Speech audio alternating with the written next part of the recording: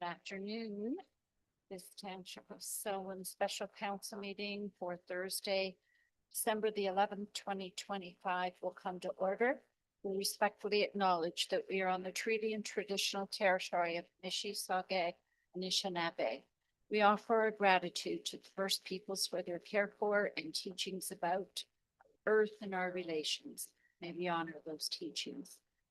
Please observe a moment of silence so the council staff and members of the public can quietly reflect on our duty to the community that we are trying to serve.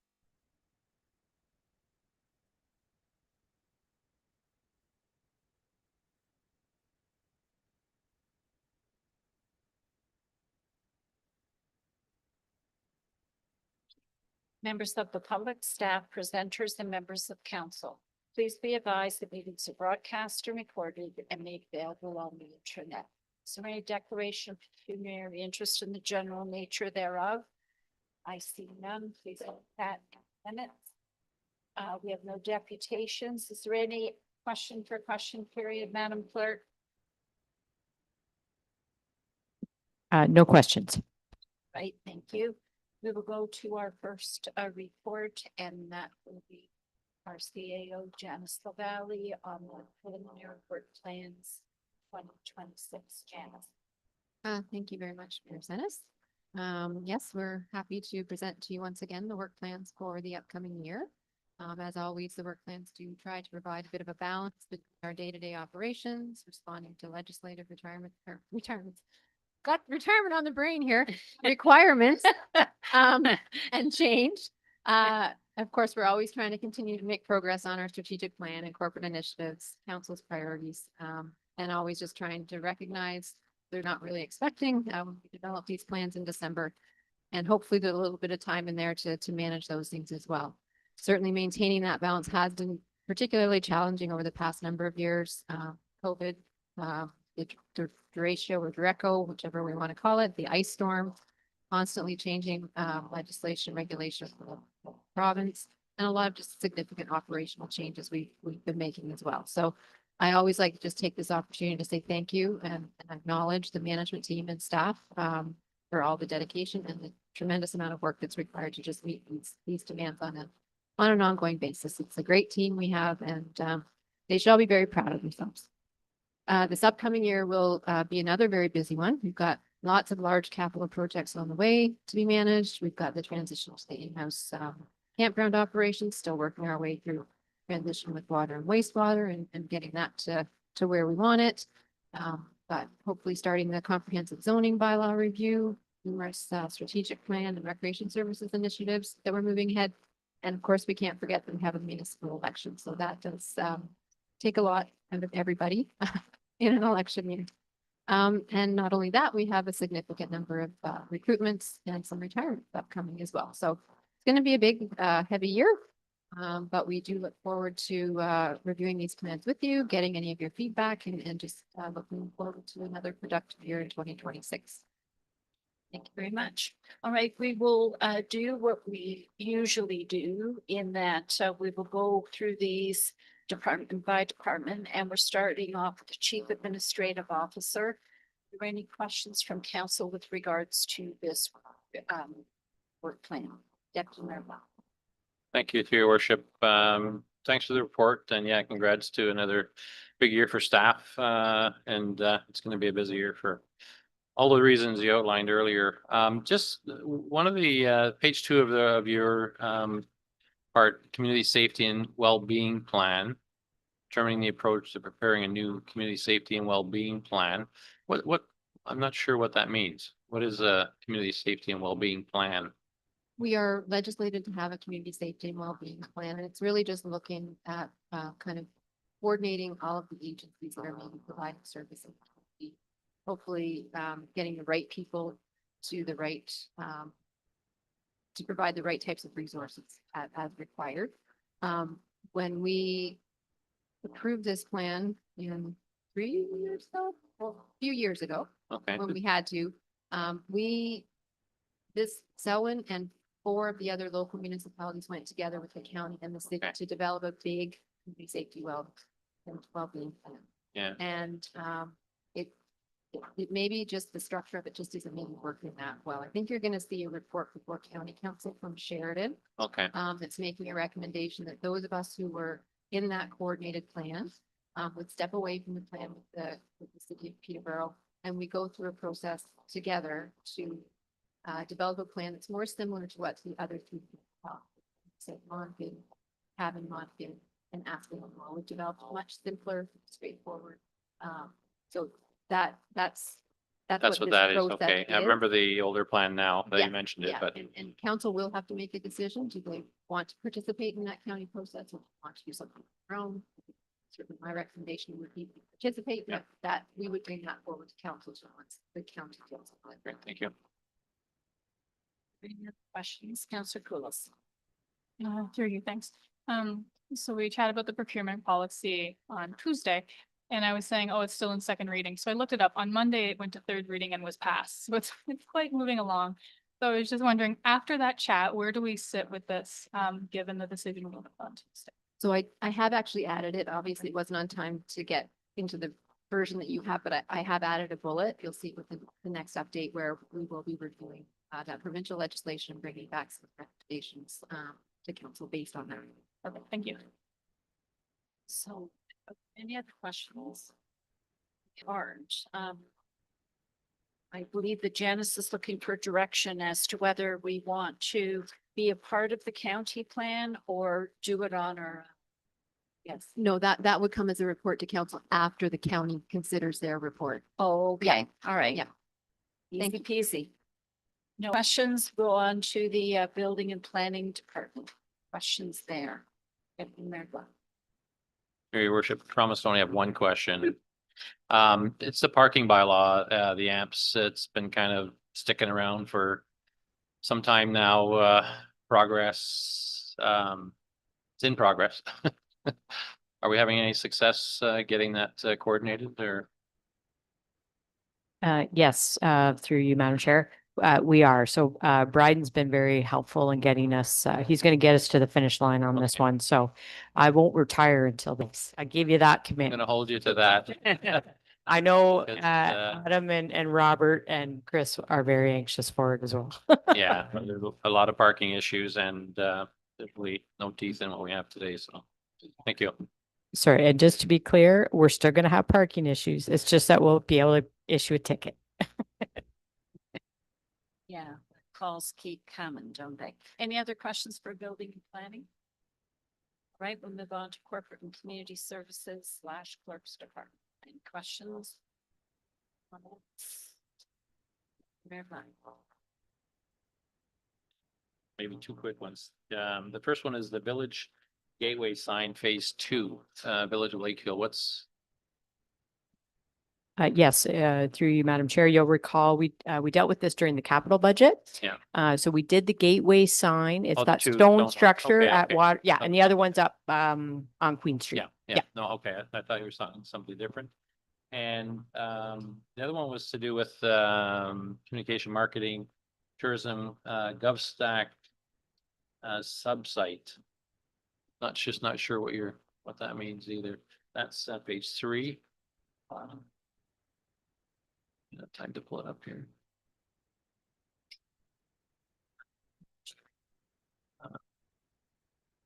That's right.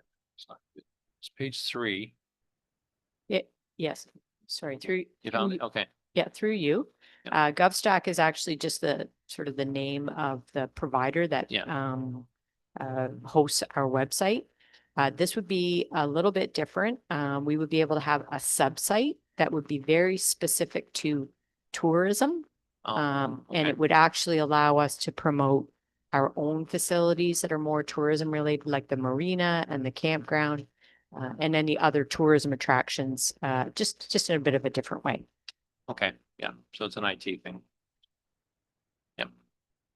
Thank you. Any other questions? None, we'll move on to financial services. Questions for Lane? None, we'll move on to the fire department.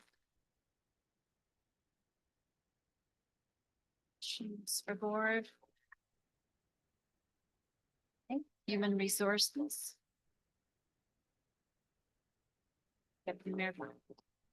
Thank you through your representatives. Let's get this opened up again here. Give us a second. So there's customer satisfaction surveys being proposed, employee newsletters. When was the last time we did an employee survey, like a employee satisfaction survey type thing? Would have done that in 2023. And typically, what's your cycle for something like that? 4 years? For that, we typically do a really big look at organizational structure, policies, wages and salaries in that first year of the council term. Okay. And as part of that process, we always do an outreach to staff. So that's the once a term. We do the customer service survey. We typically do it once a year. We did miss 1 year, I believe, because we were having a lot of challenges, thoughts and things like that. We couldn't get a platform that would work, but we were able to get that back in play this year. So. Given the changes that we're gonna have in the next year or so, would it be valuable to do that with staff as there'll be a lot of concerns around, what's gonna happen? I know going through the merger with the health units, we did that to get staff's feelings on kind of where things are going and stuff like that. It just came to mind because again, I just did it through the public health lens. Then we could add. Yeah, I think that's a really good point, but I for sure would want to discuss that with whomever the new CAO is and kind of discuss a plan moving forward. Okay. Yeah. Yeah, it might be timely. Yeah, thank you. Any other questions for human resources? So now we'll move on to library services. Councillor Blake. Thanks, Dennis. The one thing that I don't understand is at the very first bullet. It says review current use of facilities and consider measures that optimize the use of space, provide access to collections. I kind of get that, and programming, but and curtail costs. So what does this initiative mean? Through you. Yeah, so I think this has to do with our physical collections and our electronic collections and just trying to manage both of those and make sure that we are, reaching, like that that people have access to the things that they most want. So we're seeing an increase in ebooks lately. Also, it has to do with just the spaces in general. We have a lot of CPUs, like the public internet computers that aren't being used. So we are thinking about reducing the number of those just because so many people are bringing in their own devices as of late. So that would cut down on some of those costs as well. So it's really just looking at our collections and just the spaces in general and how much it's costing us and where we can cut it. Yeah. Good, thank you. Any other questions for Sarah? Right, we'll move on to Parks and Rec. Deputy Mayor Black. Thank you, through Mayor. It's a big list, Mike. It's a big list, and you've got Q2 in for quite a few of the ones, particularly the ones that have a lot of things happening in the summer. Particularly the waterfront park, obviously, the playground, the other one, the trails, in the parking lot at the pickleball courts. Do you think that they can be ready for the season, those items, so it can be maximally used? It's challenging in the spring to see what the spring looks like until April, but. Through you, Madam Mayor, I'll deal with each one separately. I don't see any reason whatsoever with the parking lot, just because we don't have to worry about half loads or anything like that. Right. And it actually is a very well established base because it used to be a road, East Park Lane or West Park Lane. I'm not sure. So it has a really good road base there. And because we've walked it several times and have it all planned out, without the ice storm, we would have had it done for this year. So I don't see that being a problem. Okay. Pickleball starts middle of May. It will definitely be problem with the playground. It won't be a May open. Yeah. We've already spoken to the constructors and for them to move the amount of material that will be required to get a solid base and the grades, that has to happen once we're off half loads. So the start of it would likely be when you were talking about. But we're working obviously as the support for the Optimists and the committee that started the whole project. And we've always talked about July for that. Okay. So we would love to have that so that a good portion of the summer Yeah. it can be used, but there is no, because the most time sensitive of all of them is obviously the floor at the arena. There are 5 months to get it done. Yeah. Not a day more. So that would be the Priority. most timely one. But I've got a lot of incredible support staff. Yeah. And with the new hire, be able to take on some of the positions or some of the responsibilities. And Jerry being, he's going into his third year, really understanding the role a lot better. He's starting to take on some of the project leads on that, which previously he hadn't. So, but yeah. Just follow up. Yeah, the other one that kind of is the Lakefield Trail Committee, and of course, there's a spring cleanup for that, which is pretty significant, depending on how the winter goes with limbs and stuff down. Do we think we're gonna have an idea of how that's gonna get managed moving forward? I know it's only happened in the last couple of weeks, but that's kind of a critical point of the cleanup in, it's usually in May as well. Through you, Madam Mayor. Yeah, it's usually the last weekend in April, April. on Earth Day. Yeah. And, we've got a meeting next week with the 5 people who represented the, others Group that B. have an interest in a new Okay, look, so that we're meeting with them, mid next week. And, that certainly should tell us a great deal about, because, things change, people change and things evolve. So this is a really good chance to look at that evolution and make sure that some of the new faces and some of the new players are actively engaged and focused in the areas that we need them to, because you're right. End of April, early May is absolutely critical to get those things started.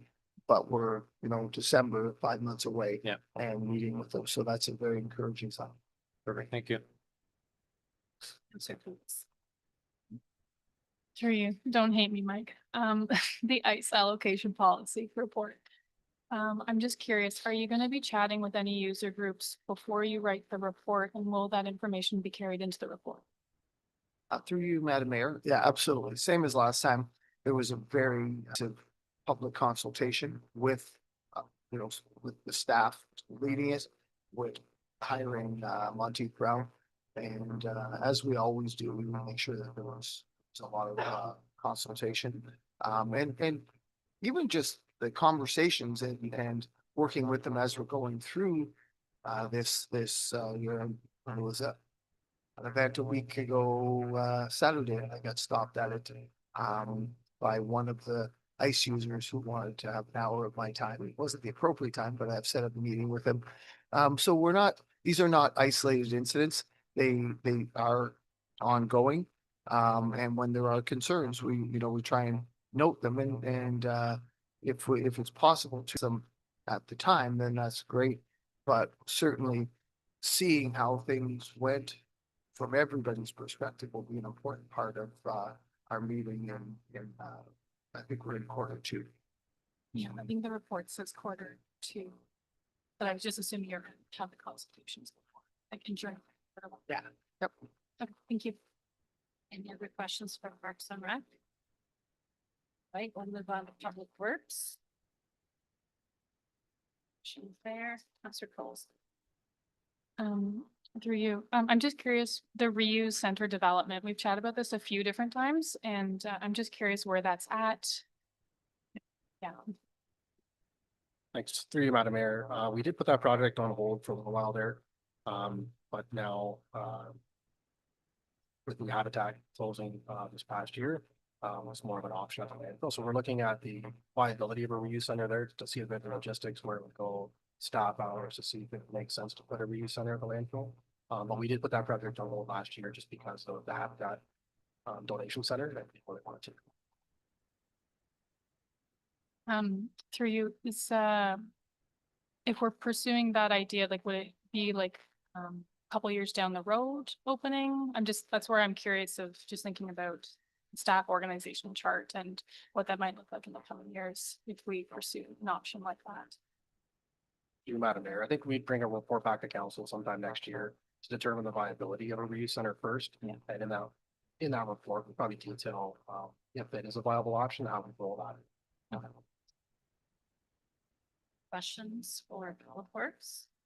All right, we have a recommendation before us, for the Chief Administrative Officer to regard the proposed 2026 work plans prepared by each department manager be received for information and the departmental work plans be endorsed subject to any changes directed by council.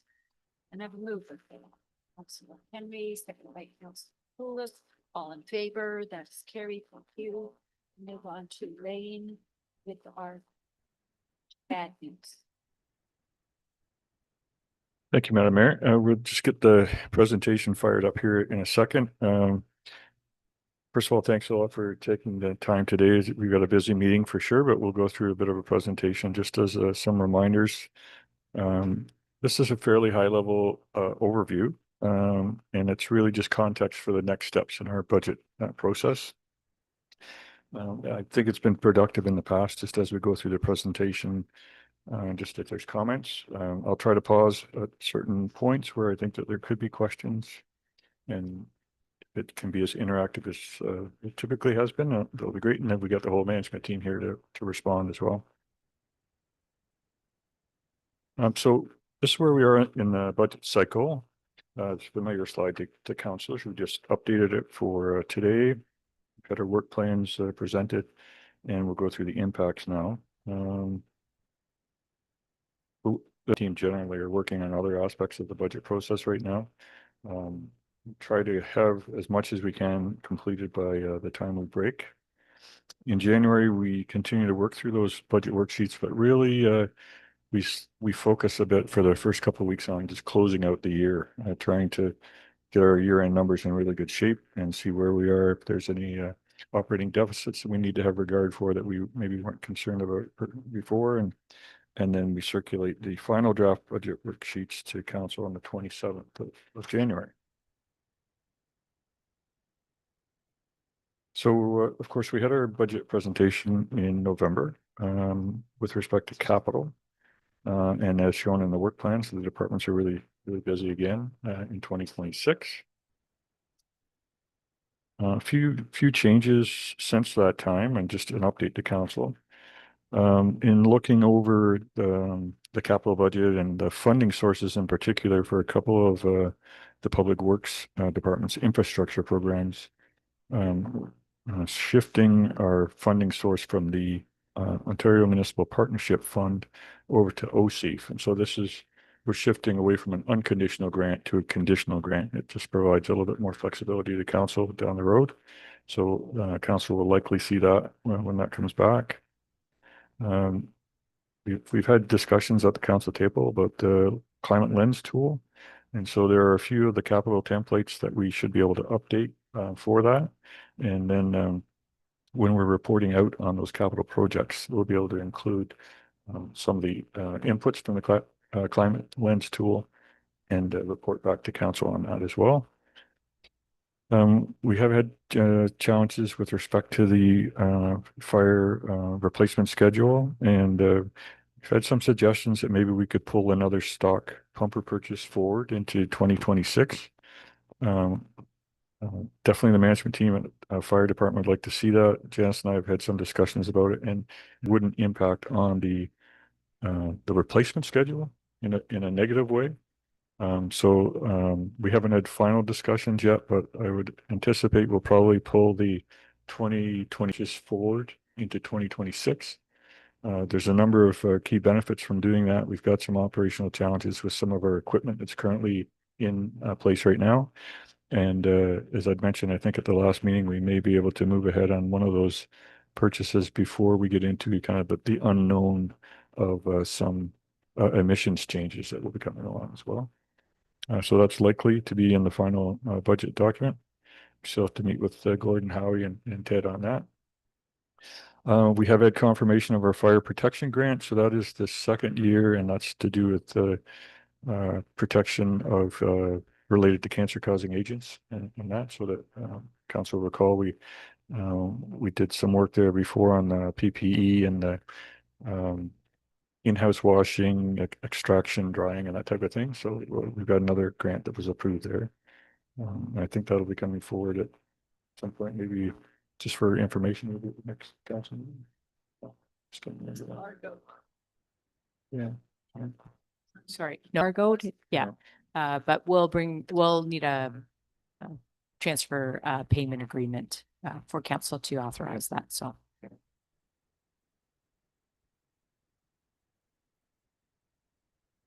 Yeah, sorry, we did just get the letter after the council meeting.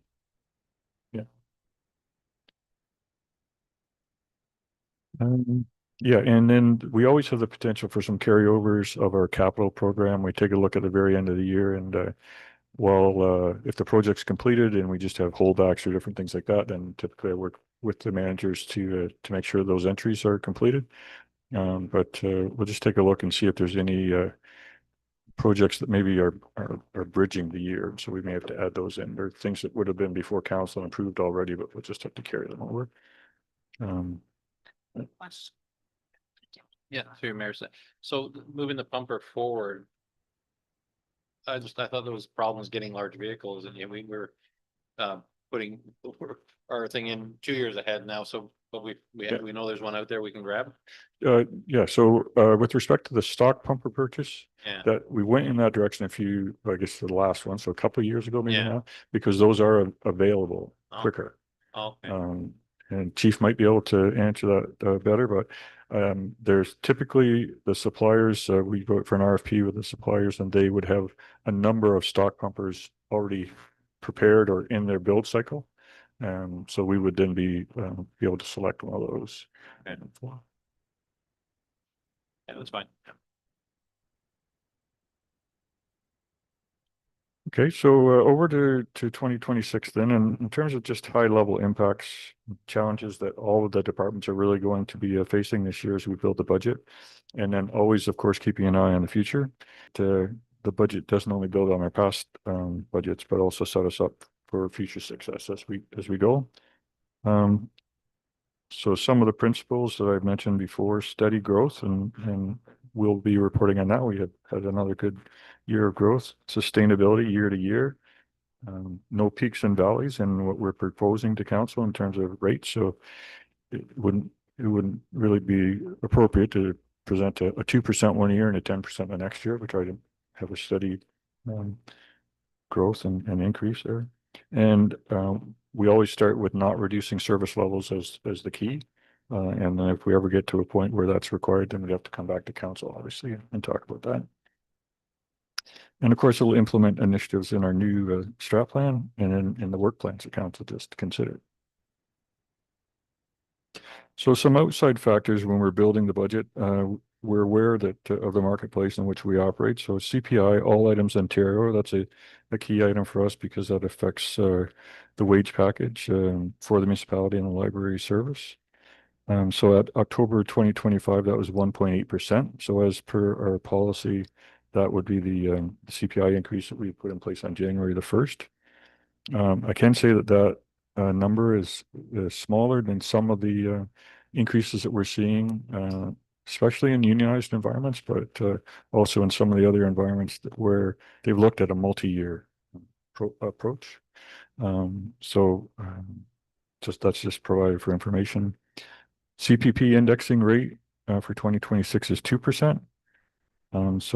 Once again, I always raise that because we do hear that from ratepayers from time to time that, well, I'm on a fixed income. In fact, CPP is escalating, and this is a good example. It's actually escalating more than folks are actively employed this year. So that increase is there, and it's something that we have regard for. With respect to that, we know that there's inflationary pressures in the municipal marketplace, and we've talked about equipment a little bit. The increases that we're seeing inflationary in some areas and with respect to equipment is far and above these rates that we're talking about here. So of course, one of our primary areas is through taxation that we can raise revenues. And so we did receive our assessment summary just the end of last week, start of this. CVA, of course, is frozen again at the 2016 levels. Did just receive some correspondence from the province, just reiterating that again and saying that this is not the time to look at CVA changes. So we know that we're going to be in this situation for a little bit longer. So that's a provincial policy delay. But we did have good growth last year, so that's through our building permit revenues, renovations, new builds, things like that. So overall, it was 1.09%, which I would say in a typical active building year, it's just typical increase. We'd never be into 2-3% unless we were into a very active, say, subdivision build, something like that. So but it is better than we've seen in the past. And it is 1.23% with respect to residential classes. So the res class, I think it comprises more than 91% of our overall assessment base. So it's good to see that class is increasing. And when we get to the final budget presentation, I'll have some additional handouts for council to take away, because it's always good information to have and to kind of understand, looking at that when you have inquiries from ratepayers and things like that, to take a look at how is our assessment growth impacting what we do. So I ran the numbers through on that new assessment role essentially, and this is an exercise that we do every year to say, well, how does the true growth, that real growth that we experience, how does that impact us? And so the way to do that is to run the new assessment numbers through, but apply the existing tax rates. So when we do that, we see that when we look at the real gross spending without impact, it's a little over $108,000. And then we add in some area rate room there with respect to our two different policing rates, which we have traditionally applied against other first responders, being the fire service. And we're looking at about $140,000. So in other words, all things being equal, then we could spend an additional $140,000 without affecting the municipal rate that we currently have in place. And so that's at a really high level, but it's a good indicator of the funding that's available. And how we've always looked at it is that would help us offset CPI and inflationary pressures. So we'll get into a little bit more of the nitty gritty, if you will, as we go through. So human resource impacts, talked about that many times, but essentially we're a service corporation. We do a lot of capital, and year over year, we're doing a lot more capital at times. But so it isn't surprising really that salaries and wages or human resources generally comprise a large part of our budget. I haven't just updated the figures, but I know it's approximately it's over $6 million. Not all tax supported, because some of that stuff is supported through user fees and things like that, but it's about 30% of our gross expenses. So just a few reminders on here of impacts on the budget. We will be looking at the phase-in of some new staff positions and staffing complement if council supports those. That means that we will have not only increases in 2026, but then some type of phased increase, so that'll be affecting future years as well. We've traditionally did that so that we're not dealing with an increase all in one year, but then that does have that ripple effect, so we're going to see an impact next year as well. We've spoken about the fire service and the full-time training. We have a report on planning and economic development and the resourcing of that. Of course, we have mentioned retirement transition plans, and those are in development. And with that, really just that all of these, really the knowledge transfer and the new approaches that could be coming forward. So as we have those organizational changes and succession management, it has an impact on effort as well. So it isn't just dollars and cents. We've got recruitment, retirements, training, and just familiarity, and we're going through that now in a number of departments. And then just the impact on the existing staff that we have.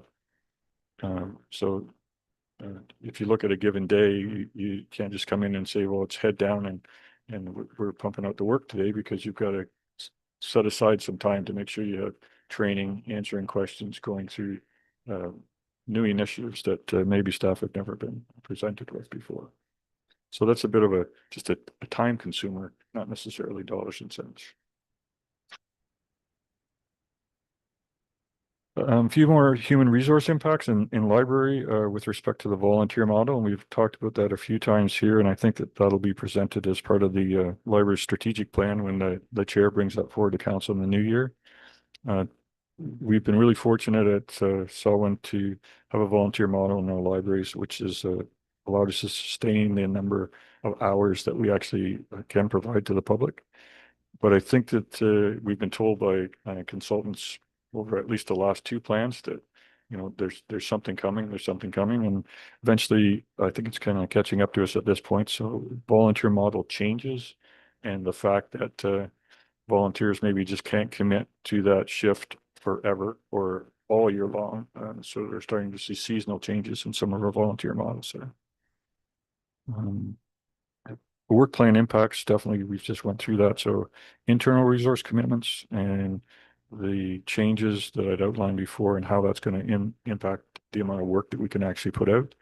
And then with water and sewer, even though we're not talking about those rates today, that ongoing transition is definitely an impact. I know it impacts Adamstown for sure. Training requirements, and then just the whole communication processes that we're dealing with there as we deal with billing in-house and then operations in-house as well. So just to move away from staffing for a bit, we've got other outside impacts that are affecting us. Really good news this year on insurance premiums. So after really a number of years of 5 and maybe even 6 increases over the last while, very minimal increases this year. So Bryden is doing some work right now on the breakdown of that and how it's going to impact the taxation budget specifically. Legislative changes are always coming at us, and so they continue to and they're affecting how we do our operations. So planning and development charges right now, I think, are two that are in the forefront. And as Councillor Poulos outlined too, are purchasing now, right? So we'll have to take a look at that and see how that outlines the work that we've just completed, and we need to make changes there. With respect to technology and improvements in customer service, we've made great strides over the last year at being able to kind of embrace customer service and allow our ratepayers to do a lot of work online. But of course, that takes a lot of resourcing in the back end to make things work. And I guess you'd say an industry change with respect to software and the move away from capital investments, where you used to see maybe a capital investment, you'd have a 5-year implementation, and then all of a sudden you'd have a whole new bunch of software that would come out and you'd have to invest in capital. Well, now they've moved to an annual subscription on licensing process instead. It's great for us because we can keep up to date and you don't have stagnant software. But what it does from a financing perspective is it moves it from capital into operating. And at this point, where we're close to $250,000 in terms of ongoing software licenses, subscriptions, and things like that. Not all in taxation for sure, but it's a significant dollar value. Just through Mayor, we have a not-for-profit status. Are we getting a not-for-profit price on software? Because through you, Madam Mayor.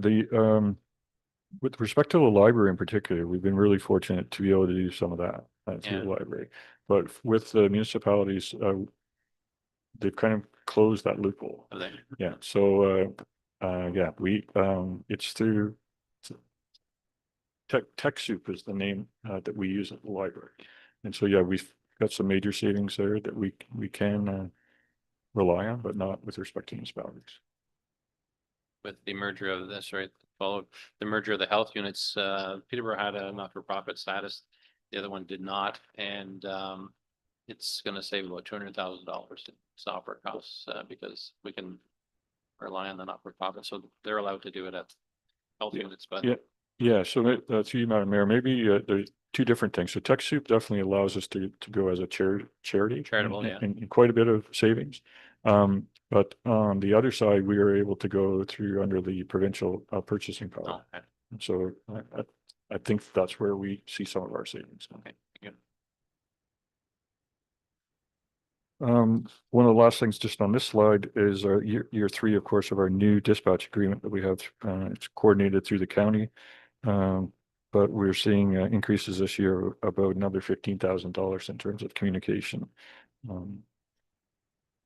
I think that's coordinated through all the different municipalities across the county, but it's through the county package.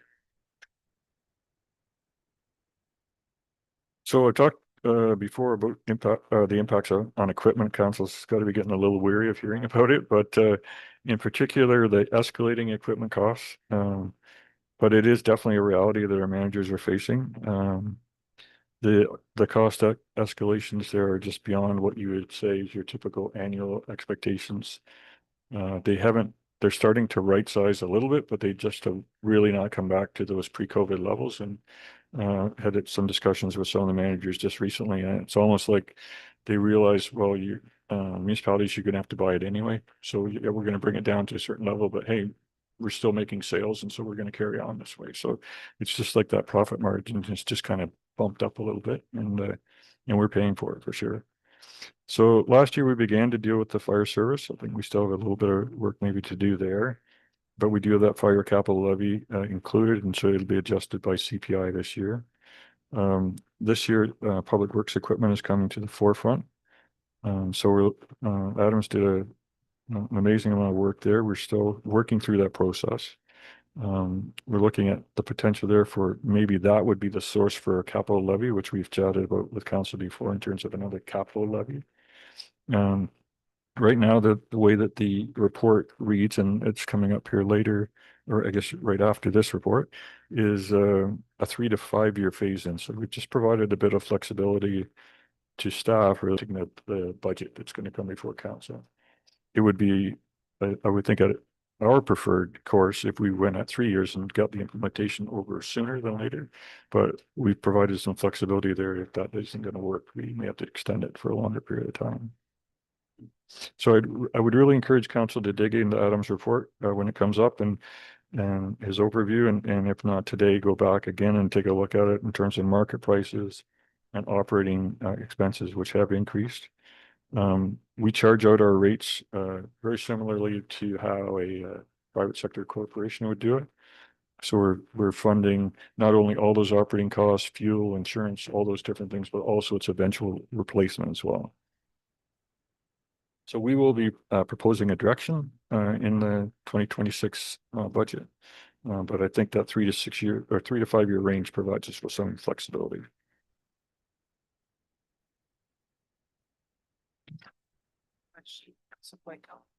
Through Mercedes, I'm not opposing the capital levy. I'm just asking about the size, because the capital levy for the fire, we knew what that was from last year. Now it's going up by CPI about 2%. And now we're going to have another for the capital for the public works. So what is the amount or the percentage of this capital levy that we're talking about, and its impact on the increase in tax rate? Sure, through you, Madam Mayor. Yeah, so we've always talked about the idea of about a 2% for our capital levy. Last year we brought in equipment change with respect to fire. And to me, at that time, that was not part of what we would call a capital levy. We were just trying to address market rates because we knew that all the rates were going through the roof for fire equipment. If we had have been able to put the effort into our equipment and see the results come out, I don't think that this would be maybe where we'd be looking at the capital levy going. But we've got a lot of our capital projects well in hand. We've been very successful with some of our grant funding. And so I think we need to implement, but if it works out how Adam and I believe it will, then this could be our capital levy for this year, specific to equipment. And then we take a look at how we're making it with our asset management plan down the road. Okay, thank you. And a follow-up. So when I'm seeing a 3 to 5 year phase-in plan, so we are not implementing a capital levy that will be permanent. This will be until we reach a threshold, until we meet a need. No, through you, Madam Mayor, no, it should be really clear now, the 3 to 5 year phase in is for the equipment rates Yes. to be able to phase in. And so they have an operational change. So there would be an initial capital levy that would need to come in. And then every year after that, if we phase it in, it could be a portion of that capital levy or a portion of operating, just depending on how that works. Understand. Thank you.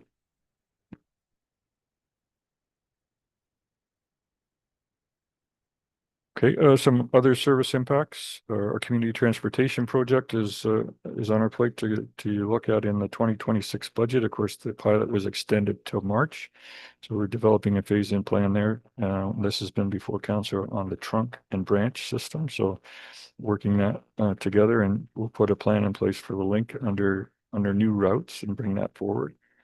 And I don't want to sound like a broken record, but once again, looking at phase in, that type of thing, and try to figure out how that can work and how we can bring that forward. Thank you, through you, Mayor Senes. And this is a question of timing. On the first page, it says that we are going to be adopting our budget adoption on February 10th. And yet, when I look at the Community Corporate Services Work Plan, the Community Transportation Pilot is going to be pending council approval. And you just said that'll be in March. So if council decides that we don't care to continue with this pilot and we wish to withdraw from the pilot, that will obviously have a budget impact. If we decide to continue with the pilot, that will have a budget impact. Should not decision not be made before the budget adoption on February 10th? I don't understand the timing difference. Okay, sure, yeah. Through you, Madam Mayor, I may get Ange to just chime in too, but as I understand it, the pilot has been approved and is going until the end of March.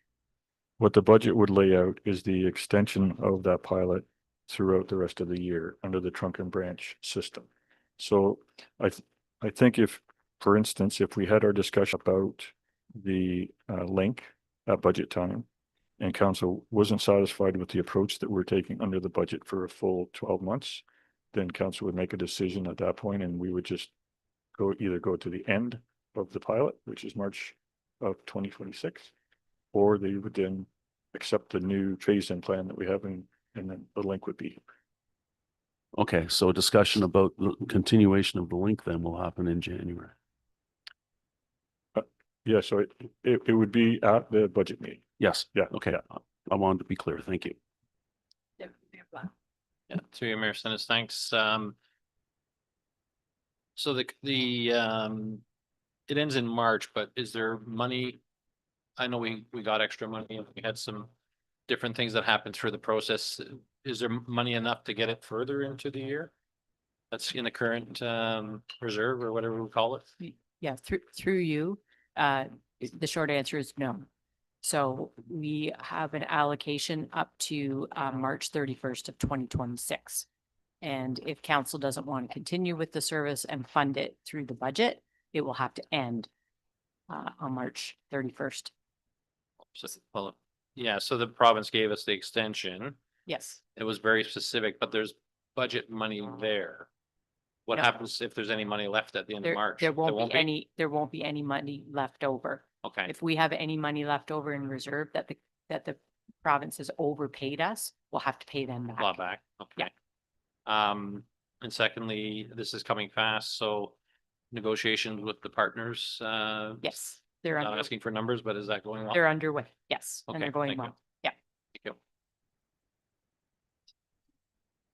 Okay, and the last point on this slide is with respect to waste management.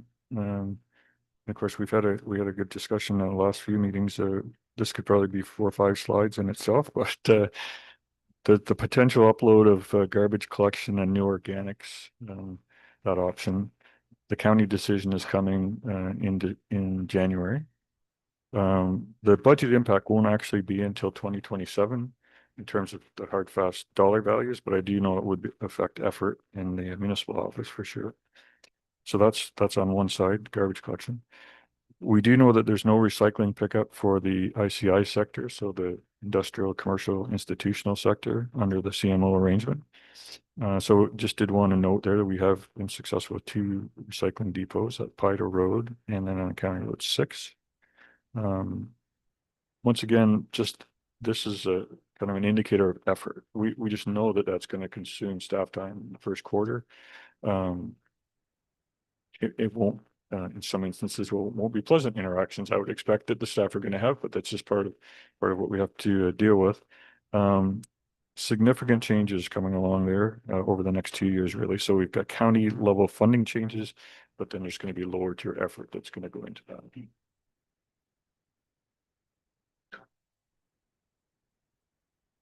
Thank you, through Mayor.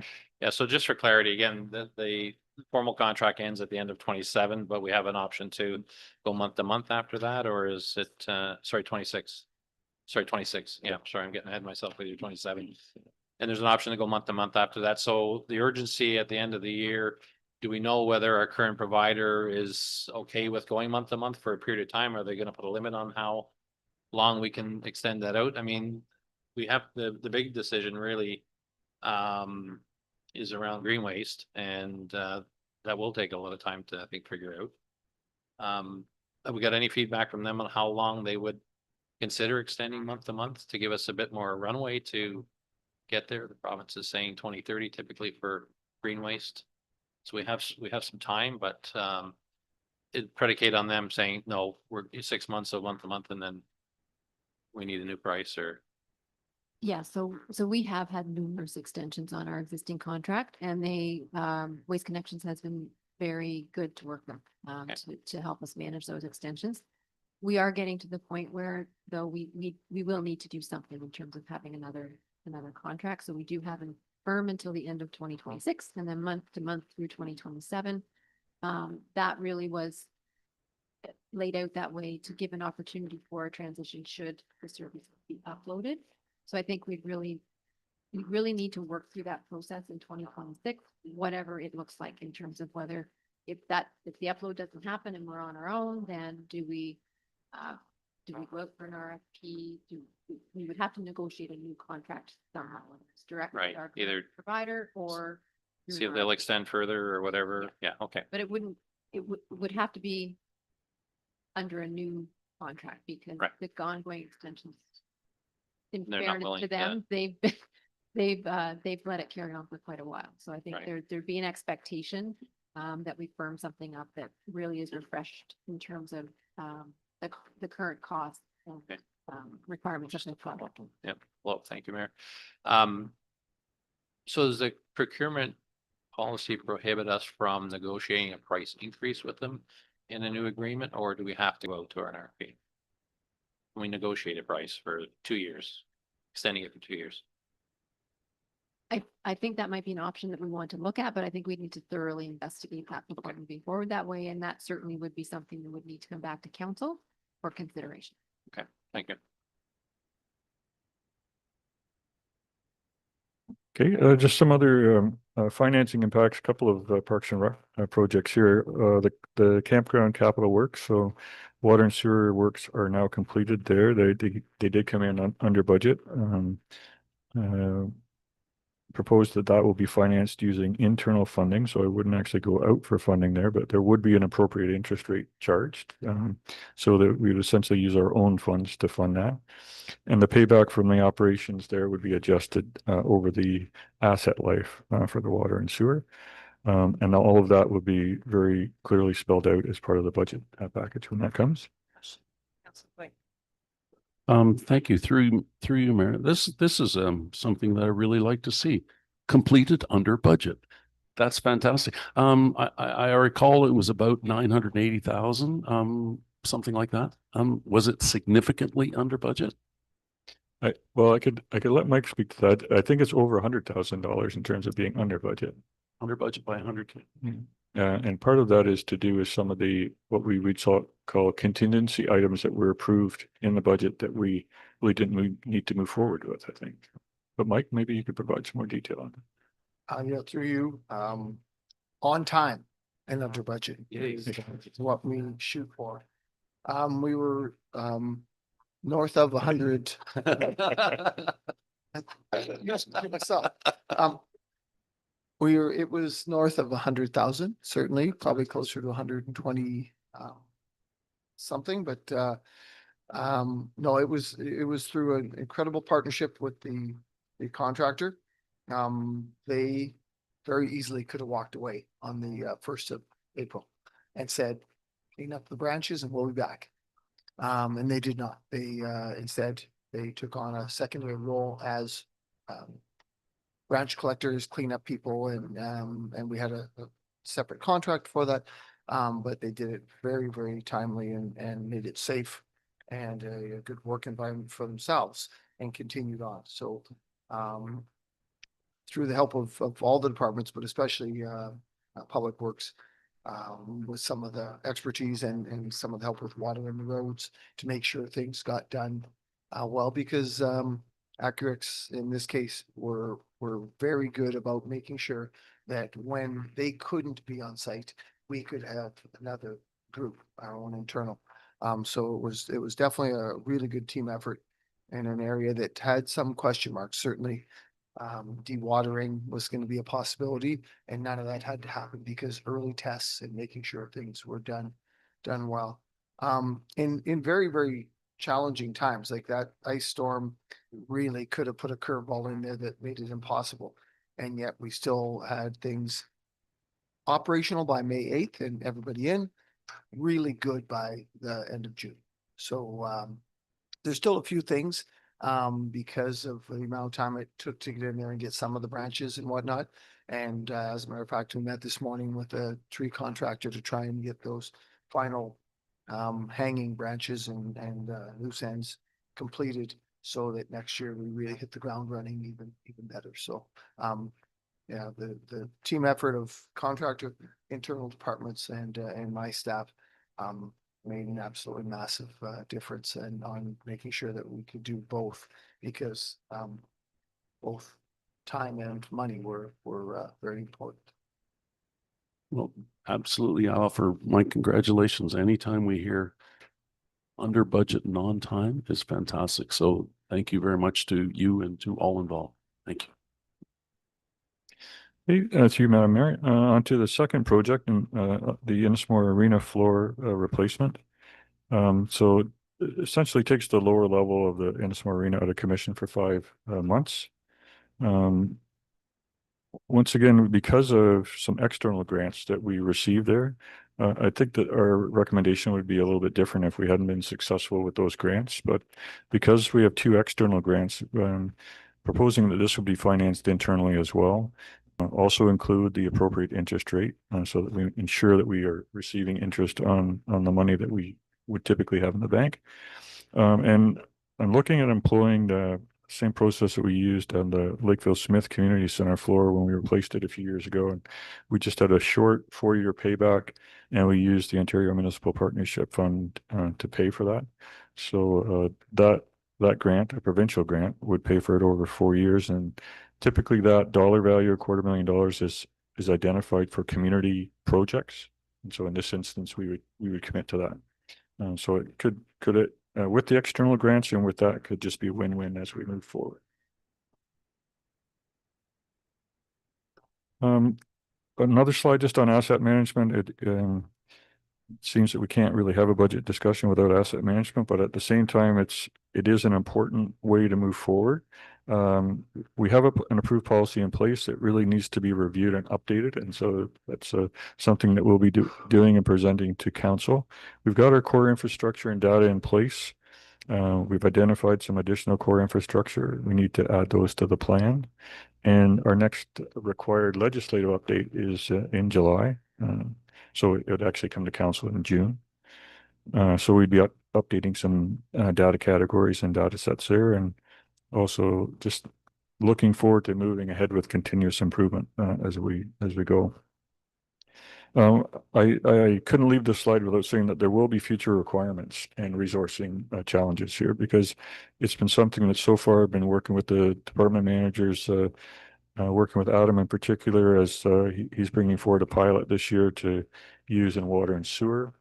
And we've been taking a really kind of slow and methodical approach to it. We didn't go out to outside consultants, although we may rely on consulting support for some of our different categories, or some funding and different things like that. But we're really trying to build a made in Selwyn solution. And I think this pilot that we're going to embark on in water and sewer this year will really kind of give us a leg up to see where we're going with that. And I think that we will be well served as long as we can continue to work with the province on this. There's definitely areas of our plan that could be a lot more robust than they are. But we're getting there. And I think as we work through that and get our data sets together, then it'll be a lot better result at the very end of the day. So just before we step away from internal impacts to outside impacts, I just wanted to assure council that we haven't really stepped away from our guiding principles in creating the budget for this year. We know that one key for council is maintaining our economic competitiveness as it relates to tax rates, and specifically maintaining our rate as the lowest in the county. We also want to ensure that we have existing levels of service, and that they remain our service level. Capital requirements that we've already talked about, and just ensuring that we maintain competitive advantage. And so we've got more work to do on the final budget, but that remains in the forefront for us when we bring it forward to council, as we try to kind of address all these different competing demands that we've outlined so far. So just a few slides now on outside impacts. Autonomy Conservation, our portion of their levy is going up almost $20,000, so 7.4%. We've treated that as an external levy, a separate rate, so it's very transparent on our bills. And that's like a fairly significant increase for Orca, but they've got the financial and economic realities to face, just like all of us are. So we've got that we're having regard for. OPP costs in our rural wards. So we have received some information now, just I think it was just this week, Friday or Monday. Yeah, it was Friday. That's right. Yeah. So we have first of all, the 2024 year-end adjustment is a lot larger than typical, so it's a little over $208,000. But in discussions with Janice, really realized that that's because of their wage change, and that was the year that it happened. So when we start to look ahead, and hopefully those impacts will start to be reduced. The OPP estimate for 2026, they did need to cap it at 11%. So the province definitely stepped in there and put that cap into effect at a little over $2.3 million. So the cumulative is capped at $235,000 for OPP service. So we'll take a look at our accumulated revenue that we have to take a look at that year-end adjustment, and then we'll definitely are looking at an area rate increase, but we'll see if we can temper that a little bit with some of the reserves that we have on hand. Police costs in Lakefield, we have that contractual relationship there based on what we've been provided so far. The costs are about $762,000 for Ward 3. That's an initial increase of almost $50,000. It's 6.8%. We haven't received any word on any additional chargebacks for 2025, which is good news, and nothing further yet on our 2025 rates, or sorry, 2026 rates, other than what we have received from the treasurer in there at this point. Generally, we're monitoring rate increases across the province. Councils near and far are addressing issues within their municipality, and they are looking at some type of justified solution for these real world problems that we're all dealing with. So that's what we've been charged with as a management team, and we'll look forward to bringing the final budget to council on January the 27th. It'll be circulated, and we'll talk about it in February.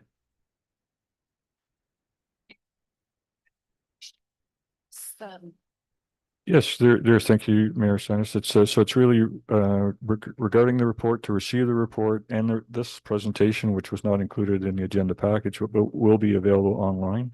And then we'll move forward to the January 27th package.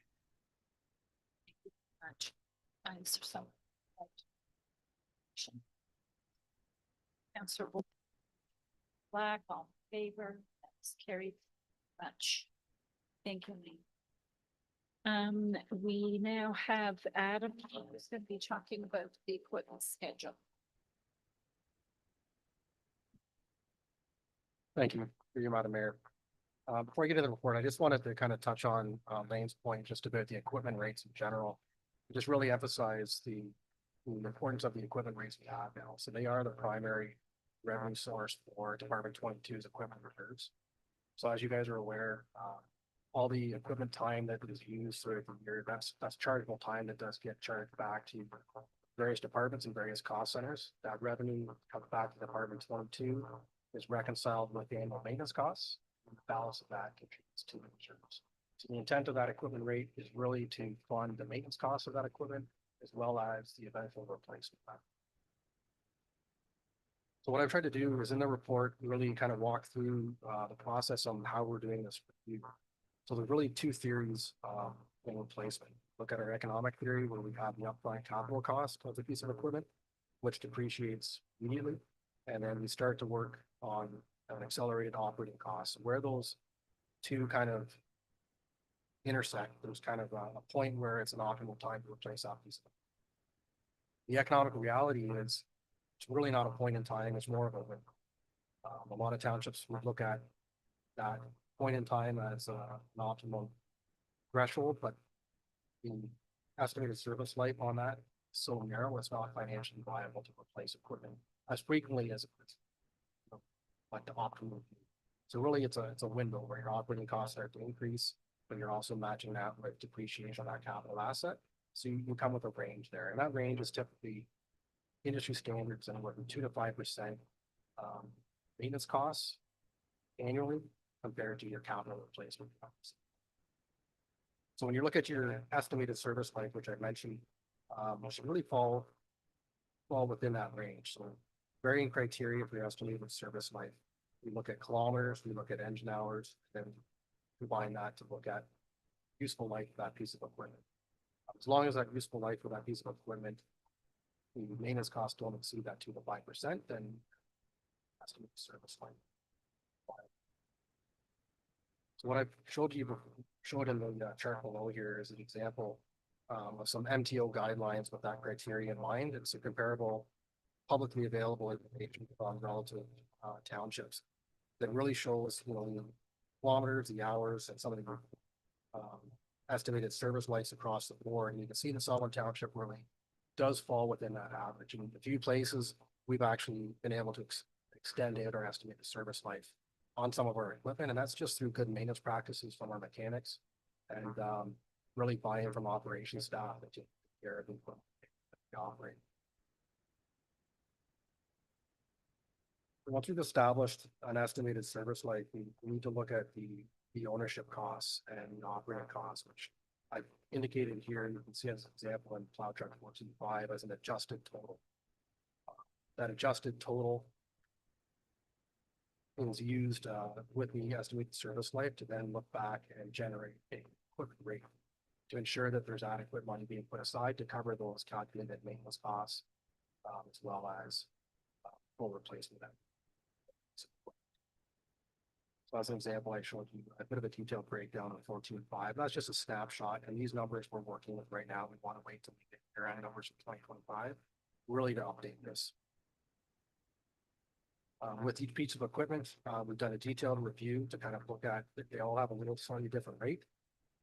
We've done a detailed review which each piece of equipment, and we've looked at although a replacement schedule shows a 10-year, we've built that out over the full life cycle of that asset. So, we want to make sure that this proposed rate structure is sustainable over the full life cycle, because if we come back to council with a 10-year replacement schedule and then year 12 and replacing 3 vehicles and we're in the negative, it's no good. So we really bumped this out over 25 years to see if this is sustainable. With that in mind, I'm looking for council support on the implementation of phased-in equipment replacement, phased-in equipment rate increase over a 3 to 5 year period, and that staff be directed to include options for the implementation of a phased-in equipment rate increase for consideration as part of the 2026 budget considerations. And the staff continue to work on the public works equipment replacement project to provide an updated and sustainable 10-year equipment replacement schedule to be included in the 2026 budget documents. I get, my question is, what does this mean in dollars and cents? Through you, Madam Mayor, we're working through that right now. As an example, you can see it's been quite some time, so I guess I didn't reference that. We haven't adjusted our equipment rates in over 10 years. So annually, we've had CPI increases. We had, you know, substantial increases through COVID, as much as 60% increases over equipment costs through COVID, and we haven't adjusted those rates. So I can't give you a dollar value right now. As an example, the plow trucks right now are charging them at $31 an hour. Estimated increase would be about $74 an hour is what it should be. What we have looked at though in this detailed breakdown is we're kind of creating like a Selwyn rate. So we've looked at industry standard, we've looked at Ontario provincial standard rates. We've reduced profit from that. And then we calculated our own rate and compared it. We're still below what provincial standards would recommend those rates should be. And that's based on our specific zone. So in answer to your question, I don't have a dollar value for you. Through your worship, thanks for the report. This hits home for me. I did a lot of this kind of stuff within big corporate. Actually created the algorithm for our equipment because we found that maintenance folks love to do maintenance and love to do repairs. So we had equipment that was almost completely depreciated on the books, and they were spending 50% of the cost of a new one, put a new compressor in or that sort of thing. When a new one comes with a 5-year warranty, you know, sort of thing. So is this type of thing done in software where, you know, you can create the algorithm where there's a depreciating value? If the cost of repair goes beyond a certain value, then it's considered time to sell it, to move it on. Or is this still all manually spreadsheet in your brain kind of stuff? Or is there software that, I gotta believe there's software that does this for you? Through Madam Mayor, yeah, I'm sure there is. Right now with this review, we're looking at historical information for maintenance costs and averaging that. So although there would be software that does that at this point right now, it's a spreadsheet exercise. Okay. So right now we're looking at the comparable 5-year average right now for maintenance costs. And some of the maintenance costs that we're looking at are fuel, salaries and wages for repairs, insurance, permits and licensing. So we average those costs over the last 5 years. And as this spreadsheet builds really year by year, that just gets more detailed and more refined. Yeah. So follow-up question on that. So you said average annual maintenance 2 to 5%. Is that of the initial cost or is that the depreciated value? Because I know in my case, if the cost of repair exceeded the depreciated value of the unit, it went. That's the initial upfront capital cost for replacement. Equipment. Equipment, yeah, probably should be the depreciated value. You're getting, and is there standard depreciation age? Is it 10 years or does it vary by equipment? Because that matters then, I guess. Yeah, through Madam Mayor, it varies by equipment. Equipment and make and model, all those factors go into that as well. Yeah, we've used the upfront capital cost. We haven't really factored in the depreciation. Depreciation, you know, in our equipment replacement schedule is really reflected in the resale value of the piece of equipment. Right. And depending on that piece of equipment, whether it's 10 or 14 years old, doesn't necessarily factor in the resale value. It's really the make, model, maybe the hours or the kilometers on that. Right. But when we're looking at, you know, a $430,000 plow truck to replace and we're getting $20,000 or $30,000 for it, that factor is kind of marginal in the scheme of things. So I mean, given that we have a good fleet, we are well maintained, our staff look after it well, we are able to extend that service life out where maybe depreciation should be more of a factor, but it is well maintained, so we're able to extend it. Yeah, no, clearly we got a great crew maintaining it for sure. Thank you. Are there any other questions for Adam?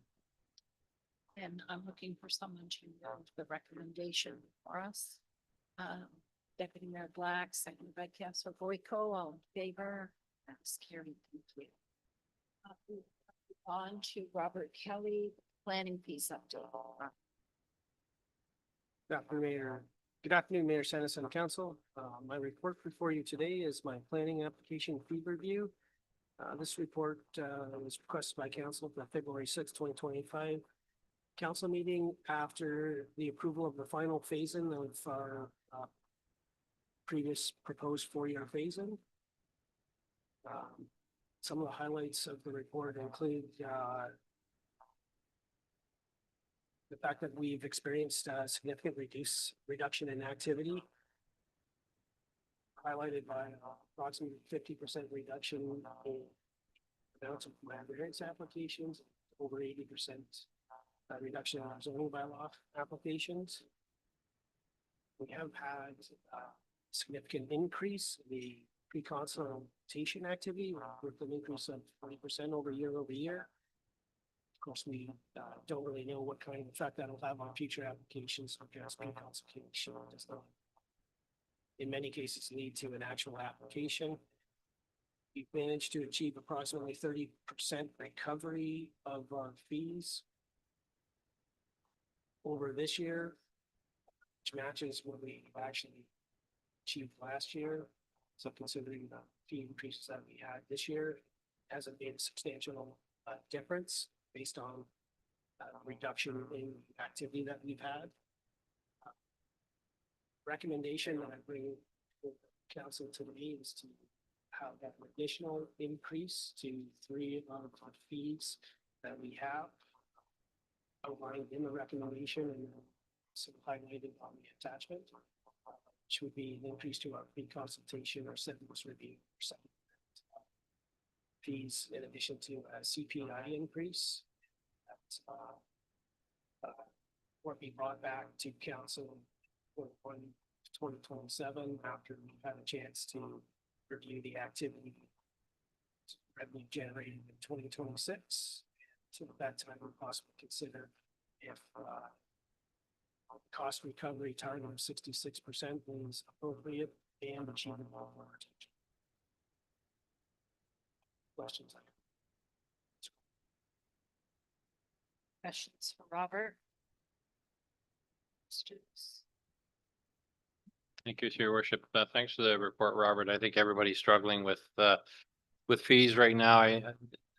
Lane mentioned Orca increasing. They lost for the first year ever because of not getting enough application fees coming through. So we're experiencing some.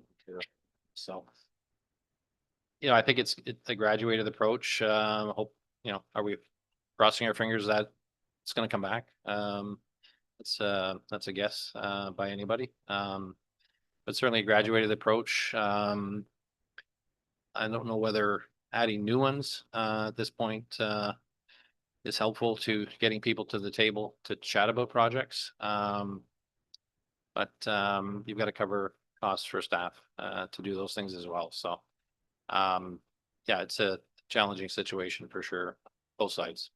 So just leave it at that. I have a question for you, Robert.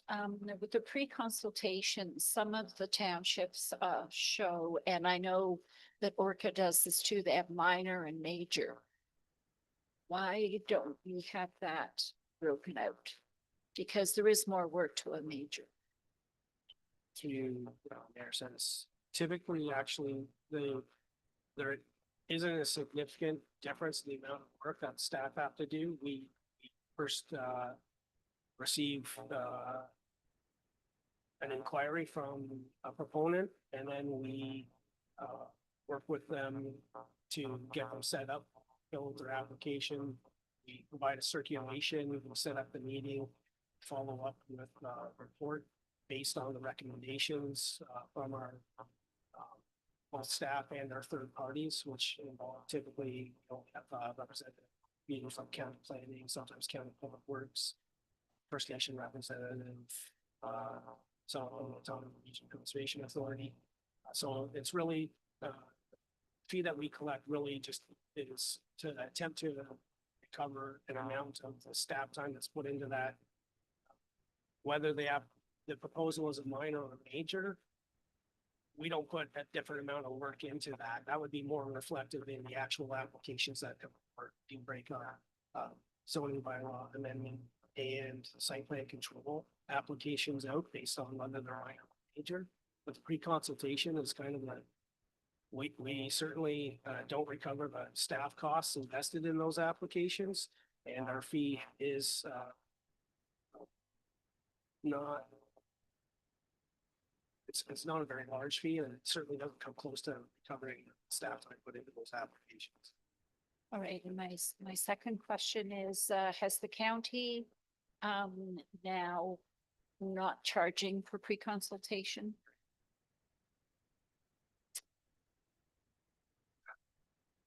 Through you, Mayor Sennis, as part of my review, because the county offers different services than we offer, I only explored municipalities that offer the same service. Both the city of Peterborough, some of our local lower tiers, and then our comparator similar sized municipalities based on the applications that we offer. So that they weren't looked at as part of that process. Okay, so it's the county is involved with pre-consultation, so if one takes place, there's only one fee charge, and that would be from us. Through you, Mayor Sennis, if we get invited to a pre-consultation that the county's initiated on an application, we attend as commenters, but we only charge the fee when we're holding a pre-consultation, which will be for a zoning bylaw amendment or a site plan control potential process. We don't hold pre-consultation meetings for minor variances. So just for those two classes. Any other questions, Becky? Thank you, through Mayor. Secondary units, garden suites. The 500 is the application, but we've only had a few of these. There's a rezoning or a change in zoning required? So they would also have to do a repeat for the rezoning in addition to this 500 or? Through you, Mayor Sennis, that fee is, we refer to it as our second unit licenses typically. Okay, It's, if you comply with zoning and you can, as of right, obtain your building permit, you just need to go through a process to determine you have adequate amenable space, you comply with the requirements of the zoning bylaw in the second unit, and then it also creates a registry of second units. And if you can't comply with the zoning bylaw requirements that are set out, then you would need minor variance. zoning bylaw amendment Okay. to accommodate a second unit, which council has seen a couple of those over the Yeah. previous years. Okay, so that's only an exception. It's not the rule. Only if they don't meet the current zoning bylaw. Again, through you, Mayor Sennis, yeah, we issue somewhere probably between 10 to 15 second unit licenses, and I think I can remember two specific applications that have come past council. Yeah. So it's only when they require the zoning bylaw amendment, they get put through that additional Yeah. reconsultation and zoning bylaw amendment applications. This is strictly the license, Licensing for the which floor. involves a review of their application and creation of that registry. Okay, so in most cases, that's all it would cost to get your license for your secondary. Okay, thank you. Yes. Are there any other questions? Seeing none, I'm looking for someone to make recommendation for this. Councillor Coolis is moving. I'm just trying to read it again here, sorry. Just trying to read it. Seconding, all in favor? Eight, I'm sorry, I'm asking again, all in favor? It's carried.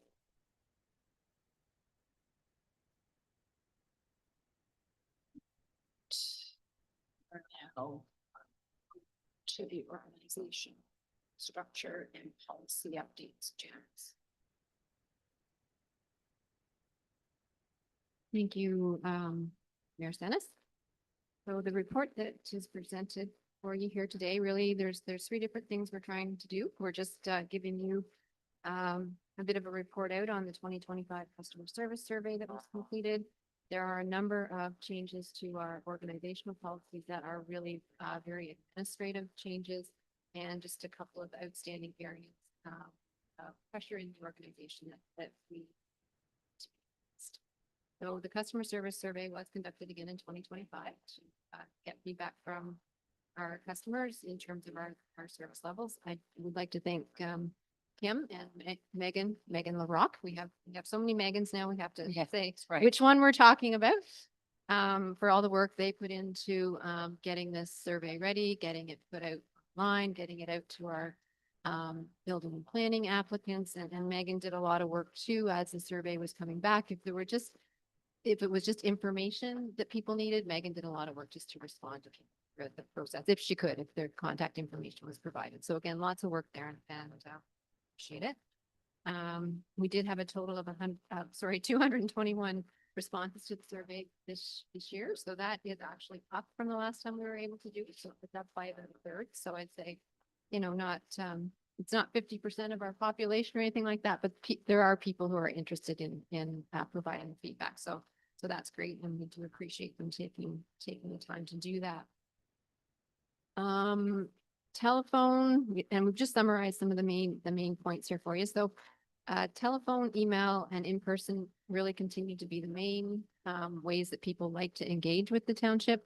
I think the website, each time we do the survey, I think the website grows a bit in numbers. So I think people are starting to use it quite as well, quite effectively.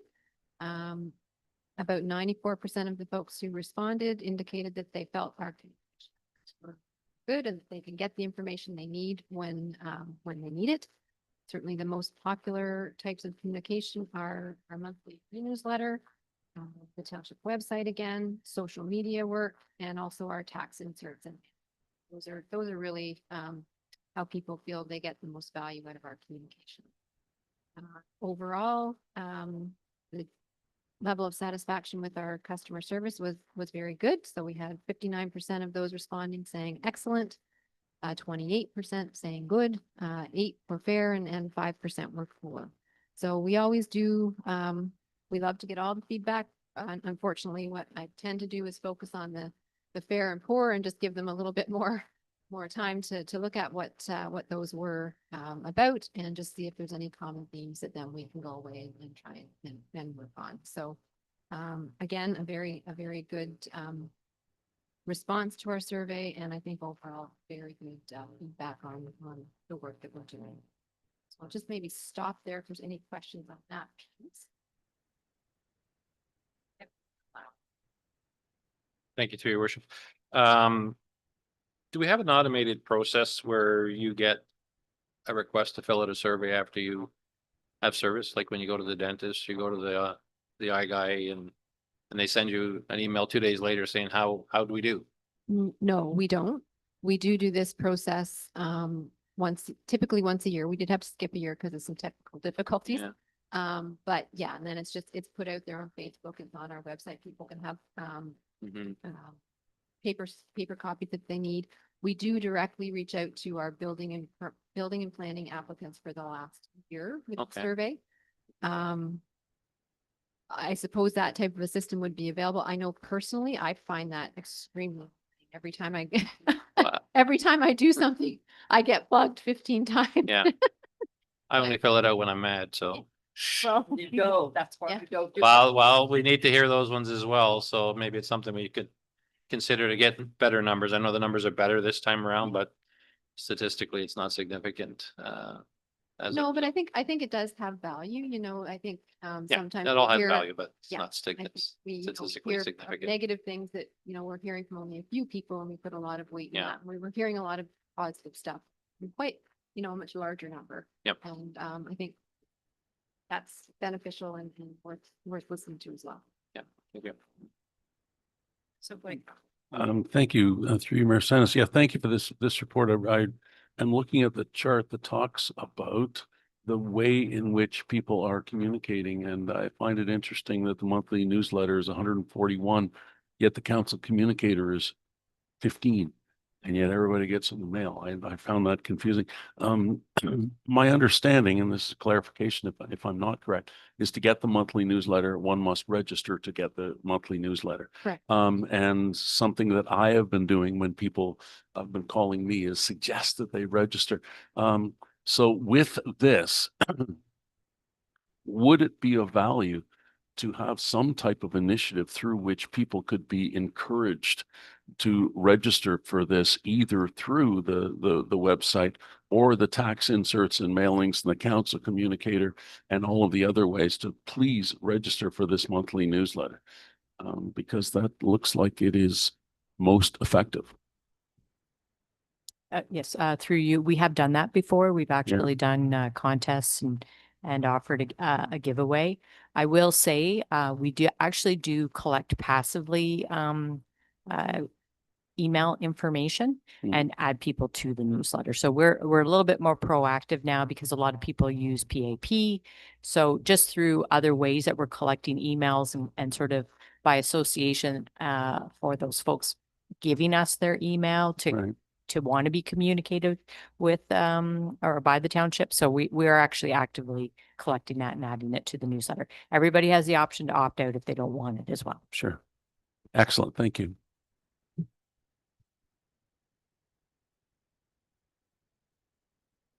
Okay, that's great. Thank you.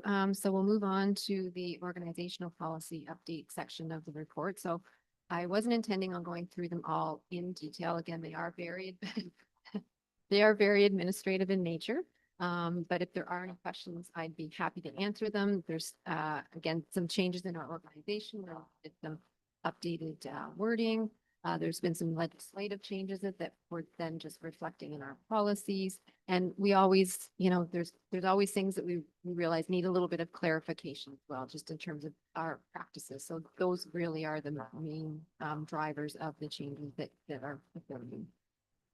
Something certainly is responsible for setting policy. I appreciate that the changes have been shown in red. It makes it a lot easier than having to read through the whole thing to see what we're supposed to be looking at. So, is there any particular policy that anyone wants to make comment on or question? That's right.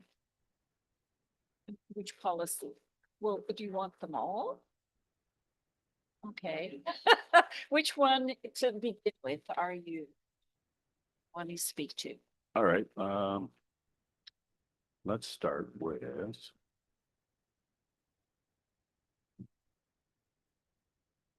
Let's go with hours of work and overtime.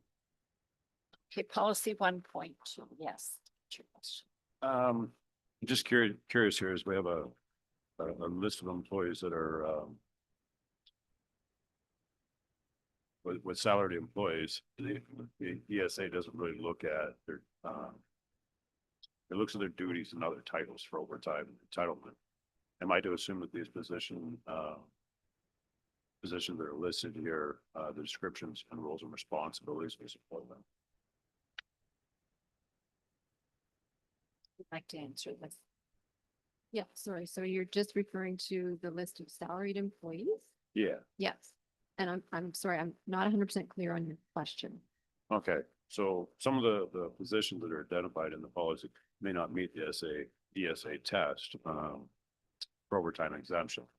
Just because to be exempt, the role must be truly managerial, meaning that, their primary duty would be managing the organization or department. If they're doing technical professional work, even at a high level, it's likely that some overtime could be eligible to. So although they're all in this list, are there supporting documents or job descriptions, roles and responsibilities that would support that?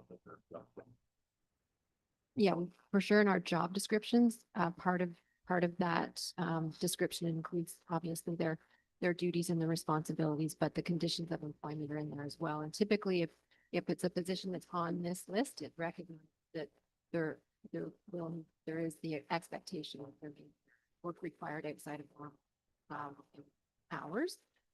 Certainly what the township does as well with these positions, because it's acknowledged, you are going to work more hours than your 40 hours a week. You're not going to get paid for it, but there is an additional 1 week vacation that contributes a bit to the expectation of all those extra hours. Thank you. Next. Sound like you had more.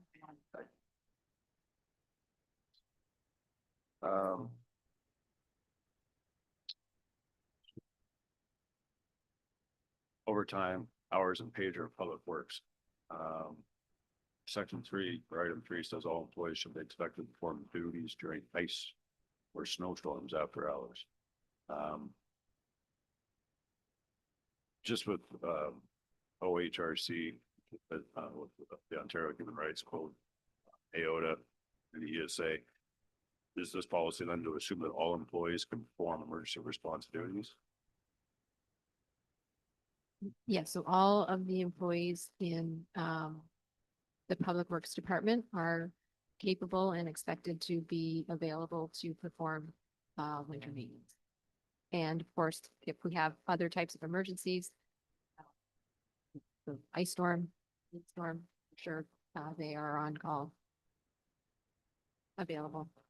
Not necessarily would all of them be available, but we would typically be able to get a number of the employees out to in those types of emergency situations. Thank you. Under resignation. Line 5, employees are required to return any property belonging to their department manager. So if I borrowed Adam Tobin's personal chainsaw, I'd have to return that to him. It just doesn't clearly define that it's township property. It just says any property belonging to a department manager. Hung up on the wording, but it does. Oh, If we're legally Thank you. liable for some things here, we do have some pretty dodgy wording. that definitely is, that needs to be corrected. Thank you for, yeah, he does. Sorry for the example. Yeah, no, You did a great presentation. I had to kick you in the nuts at some point. thank you. We will correct that because it is intended to be township property. So it's belonging to their department, not their department. Yeah. Next. Thank you. Moving right along. Code of Ethics. Item C, township staff, especially at the management level, shall refrain from direct involvement in township election campaigns, including posting election signs on the property. I understand this, the thinking here. However, it is a little problematic under Ontario law because employees retain their charter protected political expression when they go home. So if they have an F Carney or F Poly-F flag on the back of their pickup and truck at home, that's okay. But if they're driving a snowplow, no, they shouldn't do that. So it does impede on the right saying that they can't have a sign in their law, whether it's municipal, provincial, or federal election. That's a charter challenge, Chris. Yeah.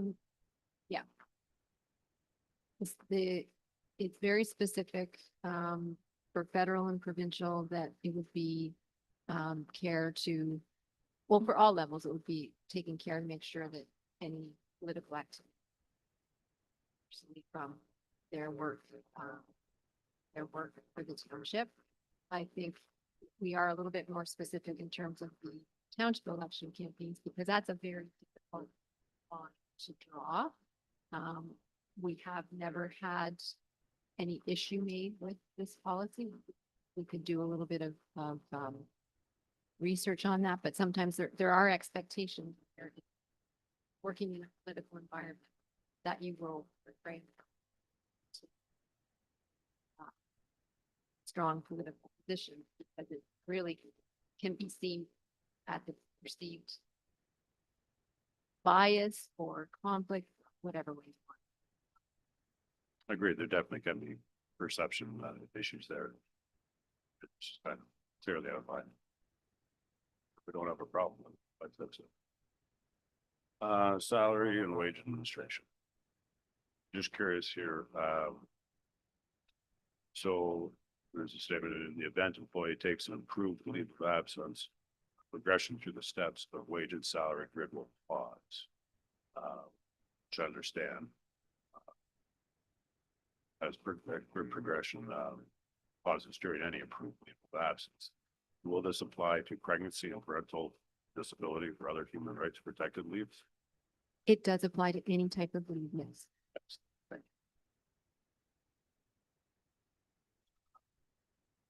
Absence. Section A, any permanent employee may be granted leave of absence without pay for not more than 2 weeks.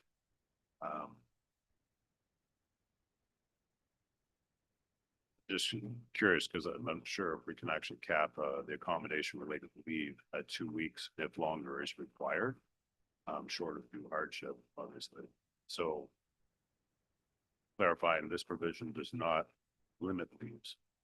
required as an accommodation of the Ontario Human Rights Code. Right, so we, throughout the policy, we do, all those other types of leave are what people are eligible for under ESA. We just repeat those in our policy. We have no control over those. People are eligible for those. That item number 1 is really for a leave for a different purpose, right? So if somebody wanted to take a leave, perhaps to go and do an exchange somewhere for they're building homes in a third world country. Sorry, I can't think of a better example. But it would, that section 1 would deal with that type, where it's not a legislated leave, but it's something personally that the individual want to do. We're saying, you know, we may grant that type of a leave, but it does have to go through a process. Thank you. Health and safety responsibilities. It does list in the beginning of it, the Ministry of Labor. As that actually hasn't been around.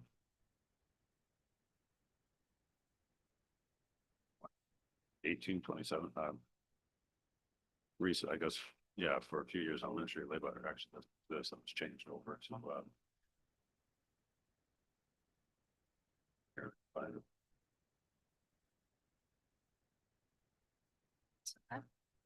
Sorry? Yeah. Yeah. But just because it can outdated terminology, sometimes can strike. Do you have any more with this council for this up? Okay. Council Coates. I mean, the simple solution is just put ministry, but my question relates to his, is it the same piece of legislation? Like, is that what we, okay, so the legislation hasn't changed, just the ministry, so really it doesn't have a bearing, okay, just put ministry is my suggestion.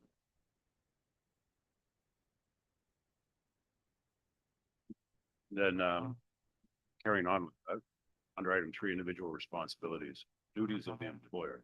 Employer is defined as a person who employs one or more workers, contracts with services, one or more workers to perform or supply services. This level refers to the corporation, township of Selwyn, includes council. That wording there is a little bit concerning because it explicitly names council as an employer without any guardrails for us.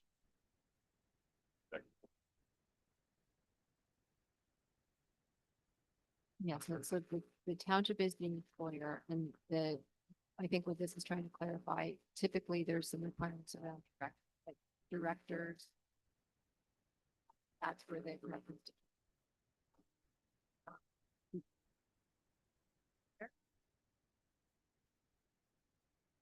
We can review that and make sure we have a more appropriate way to phrase that. Thank you.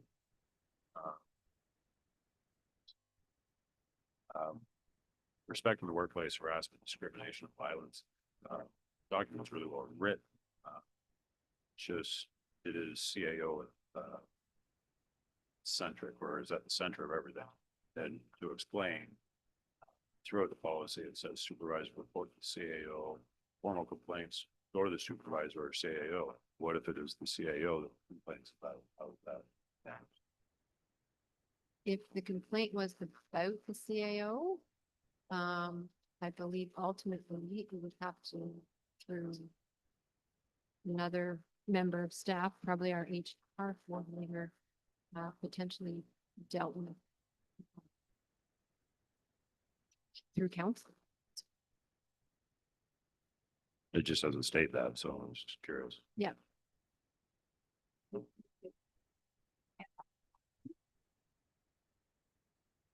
I'll behave. So. You're leaving. Yeah, you're leaving. Nothing personal, leave it. And it just clarifies that there's an opportunity there. Yes. Yeah. It's options there. Yep. Thank you.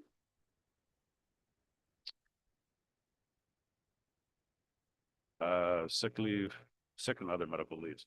Document references personal emergency leave, which, doesn't happen anymore, or it does happen, it's just under a different title. Yeah, PEO, I guess, stopped,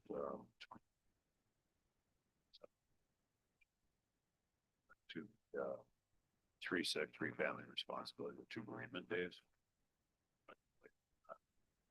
So I'm not sure if we just changed the terminology on it. I'm sorry, I'm not sure where you're at with that one. Sorry, sick and other medical leaves. It refers to personal emergency leave in it. Is that policy 3.8? 3.1. Yeah. Oh, that was not on my list. Just it doesn't exist anymore. It's just been Okay. renamed Yep, thank you. a few years ago.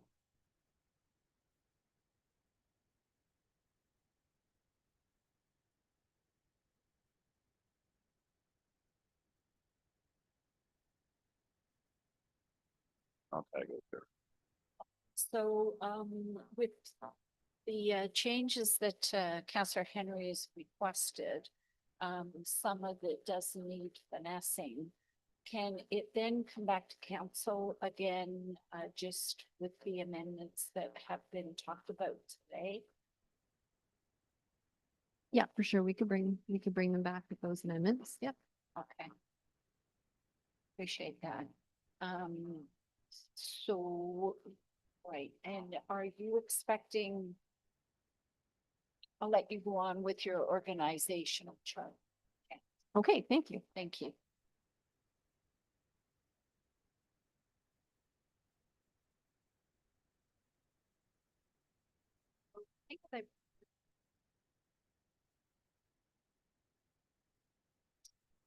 Did have a report from staff with regard to some recommended changes in organizational structure. At that point in time, that was our review that typically takes place once a term, and we work through feedback from the employees, working with all the department managers to identify any gaps or needs that need to be addressed and bring that back. That point in time, there were a number of changes approved, and they now have all. And of course, we've had quite a number of operational changes as well. Been a lot of change around that as well. A lot of uncertainty.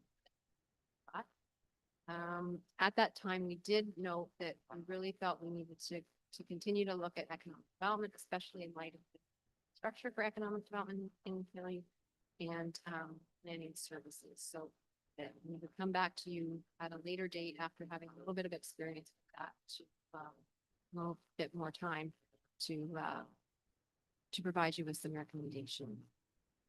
So on the planning, and since then, of course, we've also been directed to have a look at the fire department with respect to the mandatory certification and other features in that department.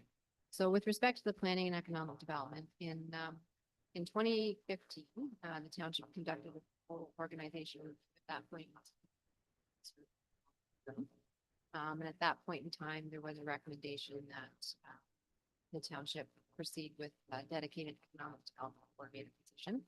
Prior to that, economic development duties really had been covered off in our building and planning department. The planner of the day had those duties assigned to her, and often, you know, it was fit in as it could be. Obviously, a lot of pressures in terms of time with other planning. At that time, we really thought that through and recognized that our focus of economic development really had a strong component of community development,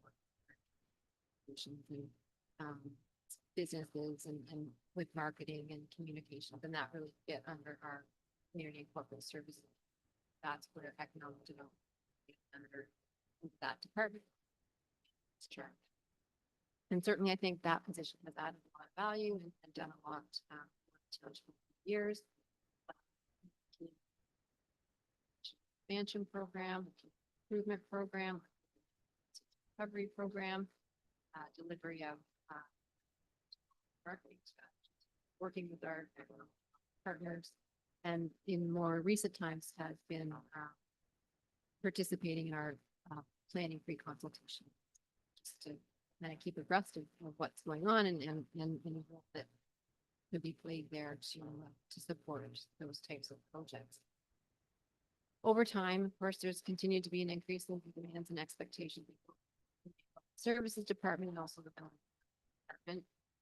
I've listed quite a number of these, where there's just, you know, as we've wanted to take on more responsibility or we've been required to take on more responsibility, those things under those departments to manage. And, although I'd say they've done very well doing that, I think we just need to be mindful that there are going to be some changes. They're getting to the point where we just don't have the capacity to manage it that way anymore. It's having impact on some of our other levels of service to deliver. It is, yeah. So some examples of that would be our sustainability programs. We've certainly expanded communications. We have a growing number of grant programs that are, you know, we have applications, we have delivery, we have reporting. We now have the change with economic development being at the county level and trying to make the most out of that partnership. We've had a significant increase in our bylaw enforcement, significant increase in building enforcement activities. We now do the septic system program that formerly carried out by the Peterborough Public Health. And we know that we have constantly changing provincial planning legislation and regulations that it's just hard to keep up with the changes, let alone implementing them. We've got large development proposals coming down the pipe and also lots of big projects in the planning area. The official plan update was one, but again, we need to embark on our comprehensive zoning bylaw update. So just a lot of growth in the demands and expectations of departments. And I think it's just, we've got to the point, we're looking forward and considering succession planning requirements and just being able to deliver our services effectively. We should really look to split that building and planning department so that we would have a development services department that would then take on planning function and development. So we have a chart here that shows what that layout of that would be. The economic development coordinator position would continue. The planner position would continue, have a new manager to help support those components of our service. Currently, we have an administrative assistant that is supporting both planning and bylaw essentially, so that it would continue to be a shared position. So just kind of highlighting where we see the improvements from this type of a new structure would be to provide for improved alignment of duties for the manager of community and corporate services and the manager of what would be building and bylaw enforcement. Certainly increase capacity and provide for a more balanced workload for those two department managers as well.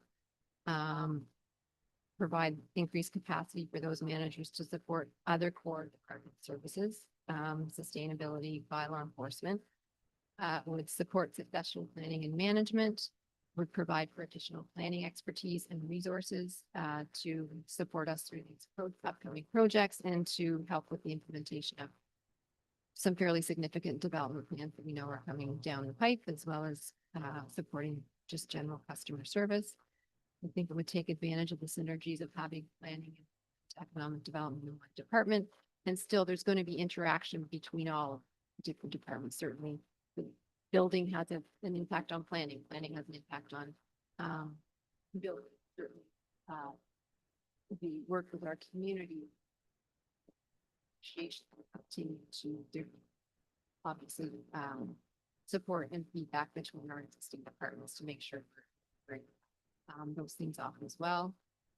And certainly would provide for that sufficient resources to continue with our economic development needs and to continue to support marketing and economic development collaborations with the new county delivery agents. I'll end there and then we're going to have some discussion on that one.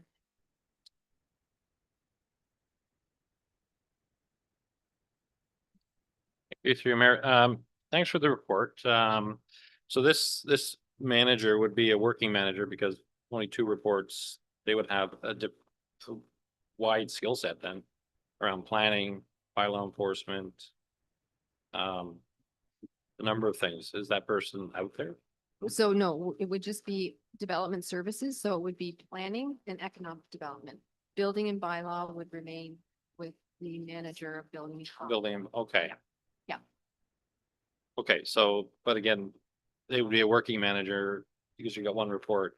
So they would be doing some of the work in economic development, that sort of thing. Yeah, so there's two reports, so there's the planner. Yeah. And the economic development. report Right. there. Two, And yeah, two For reports. sure, I think in terms of there be support from that manager at a high level to work through the expectations of both of those. Well, so would they have planning knowledge and experience? Yes. They would. So Yeah. that would be one of the skill sets That definitely would. be one of required. the So skill they sets. could I back think up planning, they could back up economic development. Yeah, I think we are at the point where we do need some additional expertise in planning. Certainly, it's just gotten beyond the capacity for Robert to manage in his department. We do again know we have some upcoming recruitments. I think there's been a lot of work for the planning function from members of the other members of the management team. And we just have to recognize that that same structure probably is not going to work well from a capacity or expertise approach in the future. One of the challenges that I maybe see here is planning and economic development are sometimes at odds with economic development. Wants this project to go through planning and saying, well, here's the rules, here's the provincial policy statement on that. So I think regardless of whether or not they're in the same department or in separate departments, you're gonna have that challenge. okay, I think having the department manage both, I think there should be, they're each gonna know what's happening and what's going on and not, not come in at the 11th hour on something. So it should be able to be managed, I would say, more effectively. Maybe if Angie wants to add to that. Yes, through you. One thing that has actually been very helpful, our economic development officer is part of our pre-consultation meetings. And so we actually have found that to be very useful. So basically the economic development officer or coordinator can be there. They understand what the planning needs are. And maybe Pear doesn't have that as much time to do a little bit of that hand holding and kind of talk the business owner or the developer through some of those things where the economic development officer or coordinator, pardon me, can take up that cause. So we haven't had that experience here at Selwyn Township. We don't operate that way. So whether it's in two different departments or the same department, we work together. one final follow-up. Thank you, through Mayor. Yeah, I know. I just, again, with, a manager with two reports, I think they have to have the planning skills. Again, if, Pear gets sick or something, don't ever want to see that, but that we have another planner there that's Yeah, so certified that is as a definitely planner. the intention. Yeah. That is the intention. That is the Okay, intention. so we'll have a second planner, a manager, second Yeah. planner. Okay. Thank you, through you, Mayor Sanis. So but first, just clarify then, planning is on a cost recovery model. No, No? so to be. that goes back to the report to be. that Robert had. Gotcha. Never Okay. mind. Thank you. Oh, okay. Any other questions? Yeah, thank you. So just on the recommendation, obviously it's gonna have to change now with the policies, with our new HR manager on council. We're gonna have to come back to some of those with some changes. The first part of it says, that the organization structure and policy review, of the CIO dated, December 11th, be received for information. But then further down, it says that the organizational chart be adopted, as outlined here in providing for the establishment of the manager and the revision of the current training coordinator position to full-time, and that staff be directed to provide. So it's a bit at odds. If we adopt it, we're saying it is in the budget. We just need to get the number. Is the way I read that. As opposed to us receiving it and have it priced into the budget. But I'm just worried that if we're saying we're adopting it, we're saying those positions are definitely going to be in the new budget. It actually. does, it is at odds. So we always have a statement at the beginning of our recommendations that says receive. Receive the report, yeah. I think, I can't actually find my front page right now, so I don't have the recommendation before me. But I think. Yeah, so I think what we could do there is just basically add some wording that says, similar to what's in the financial impact, that this be considered as part of the in the 2026 budget considerations. For financial impact. Mhm. Okay. Yeah, I just don't like the word adopted because then it's black and white. There's a position there that we're council saying we're adopting that position today. So if we can just receive the report and have staff do all the other things that it says there. Well, we'll get additional wording, but she's not finished her report yet. You're talking about the Oh. recommendation and. Oh, I she's thought we were not finished finished the her- no, structural. she's not. Oh, sorry. Well, that's okay. Yeah. So, anyway, are there any other questions with regards to this additional position for the planning? Seeing none, Janice. Okay. So the last remaining item and probably. I thought because we'd it's already the talked fire about that department, we last did meeting. Talk about it with the chief's report. Yeah. On Tuesday, but I did just like to pull it forward into this report as well. And I guess we would include it as on the same basis. as Manager of Development Services, that it would be brought forward as part of June 26 budget considerations. So yeah, again, just going back to report Tuesday, certainly. Again, mandatory certification requirements and a number of other pressures in the fire department are leading us to make this recommendation to council that the current part-time training coordinator will become a full position in the fire department. That would provide resources to implement the training. Certainly there are gaps identified that the position could also support in terms of documentation, experiment testing, all those types of things that need to be done with the equipment, proper bidding, procurement support, all those things. Would also provide local training programs for our firefighters. Scheduled. The cost of registration and participation in sparrow programs and really just help to support. Are there any questions on that? Seeing none.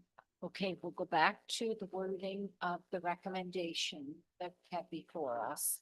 And there were quite a few policies where they need to be finessed a little bit. And I think it would probably be good to have the whole thing come back at the next council meeting with the amendments that have been suggested by Councillor Henry. Sure, through you, Madam Mayor, we would bring back the relevant policies. Yeah. For council to consider with the changes. And then I think we would just, as per Deputy Mayor Black's comments, revise the wording with respect to the organizational chart that staff be directed to consider the timing and phasing of these changes as part of the 2026 budget process for council consideration. Is everyone okay with that? Councillor Poulos. Through you, I just want to make sure, is there anything else on that list that you want to address like now? Just so that's in there. I know, but it's the time, but well, I just want to make sure that I get the chance. That's a pretty loaded question. Well, I just want to make sure, because you said, I think- I'll stop there and I don't want you to miss anything or not have the opportunity.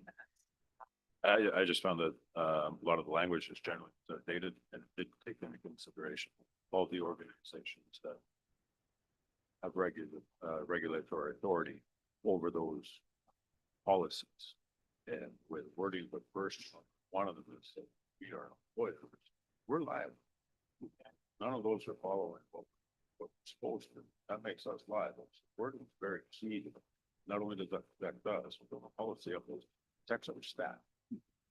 And for this, employer, which I already corrected myself on. So yeah, that's where just the wording of it is challenging, obviously, to begin with. And it's important for the township staff that their rights are protected. Absolutely. That's the whole point of it. And so, you know, it could be just, some of it is just arguing over words and things like that, but realistically, I think I hit the key main ones that were standing out to me.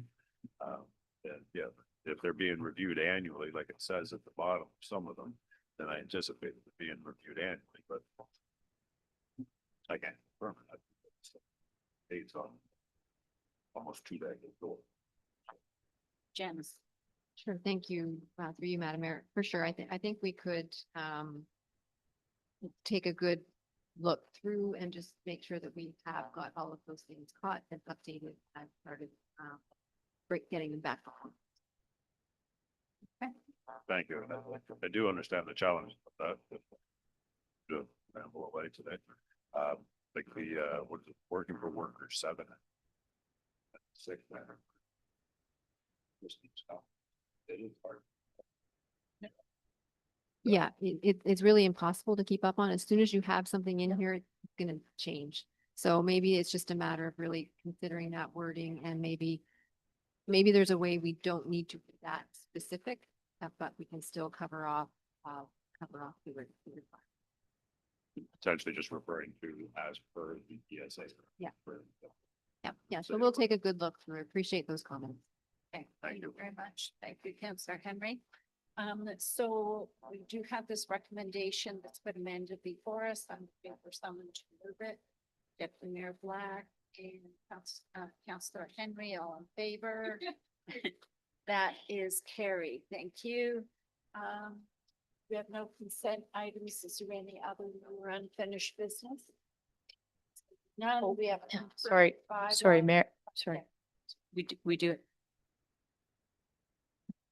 do have one item, actually. We're hopeful that we could have council take a look at your schedule in January to schedule a special meeting. So with council's direction on Tuesday to move forward with hiring an executive consulting firm to move forward with the CAO work, we want to get moving on that right away. So Kim's actually been working on a request for proposal, and we would have the results of that request for proposal in January, so we can get this moving along. So would you be available on January the 21st? Okay. What day is that? Is that a council meeting? Sorry, it doesn't really matter. We're available all day, so. Council meeting.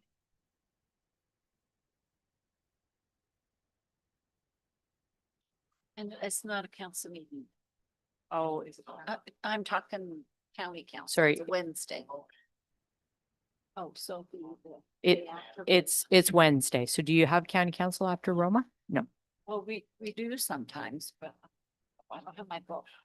Yeah. Oh, yeah. Yeah, we'll see if we can find the county schedule. What's the date again? January. January 21st, it's a Wednesday. So you'd be just getting back from the Roma No, conference. we don't. Okay. Yeah. Okay. Does that work for everybody else? What time would you prefer? It shouldn't take too long, so 9:30. 9:30? Okay, so I just need a resolution for that. All right, so we need someone to move that we have a special council meeting on January 21st at 9:30 a.m. Councillor Henry's moving it. Mayor Black is seconding it. All in favor? That is carried. Thank you. And confirming bylaw 2025-078. Mover for that. Councillor Coolis, seconded by Councillor Boyko, all in favor, that's carried, and German Councillor Henry, Deputy Mayor Black, all in favor, that's carried. Thank you. Thank you very much, staff.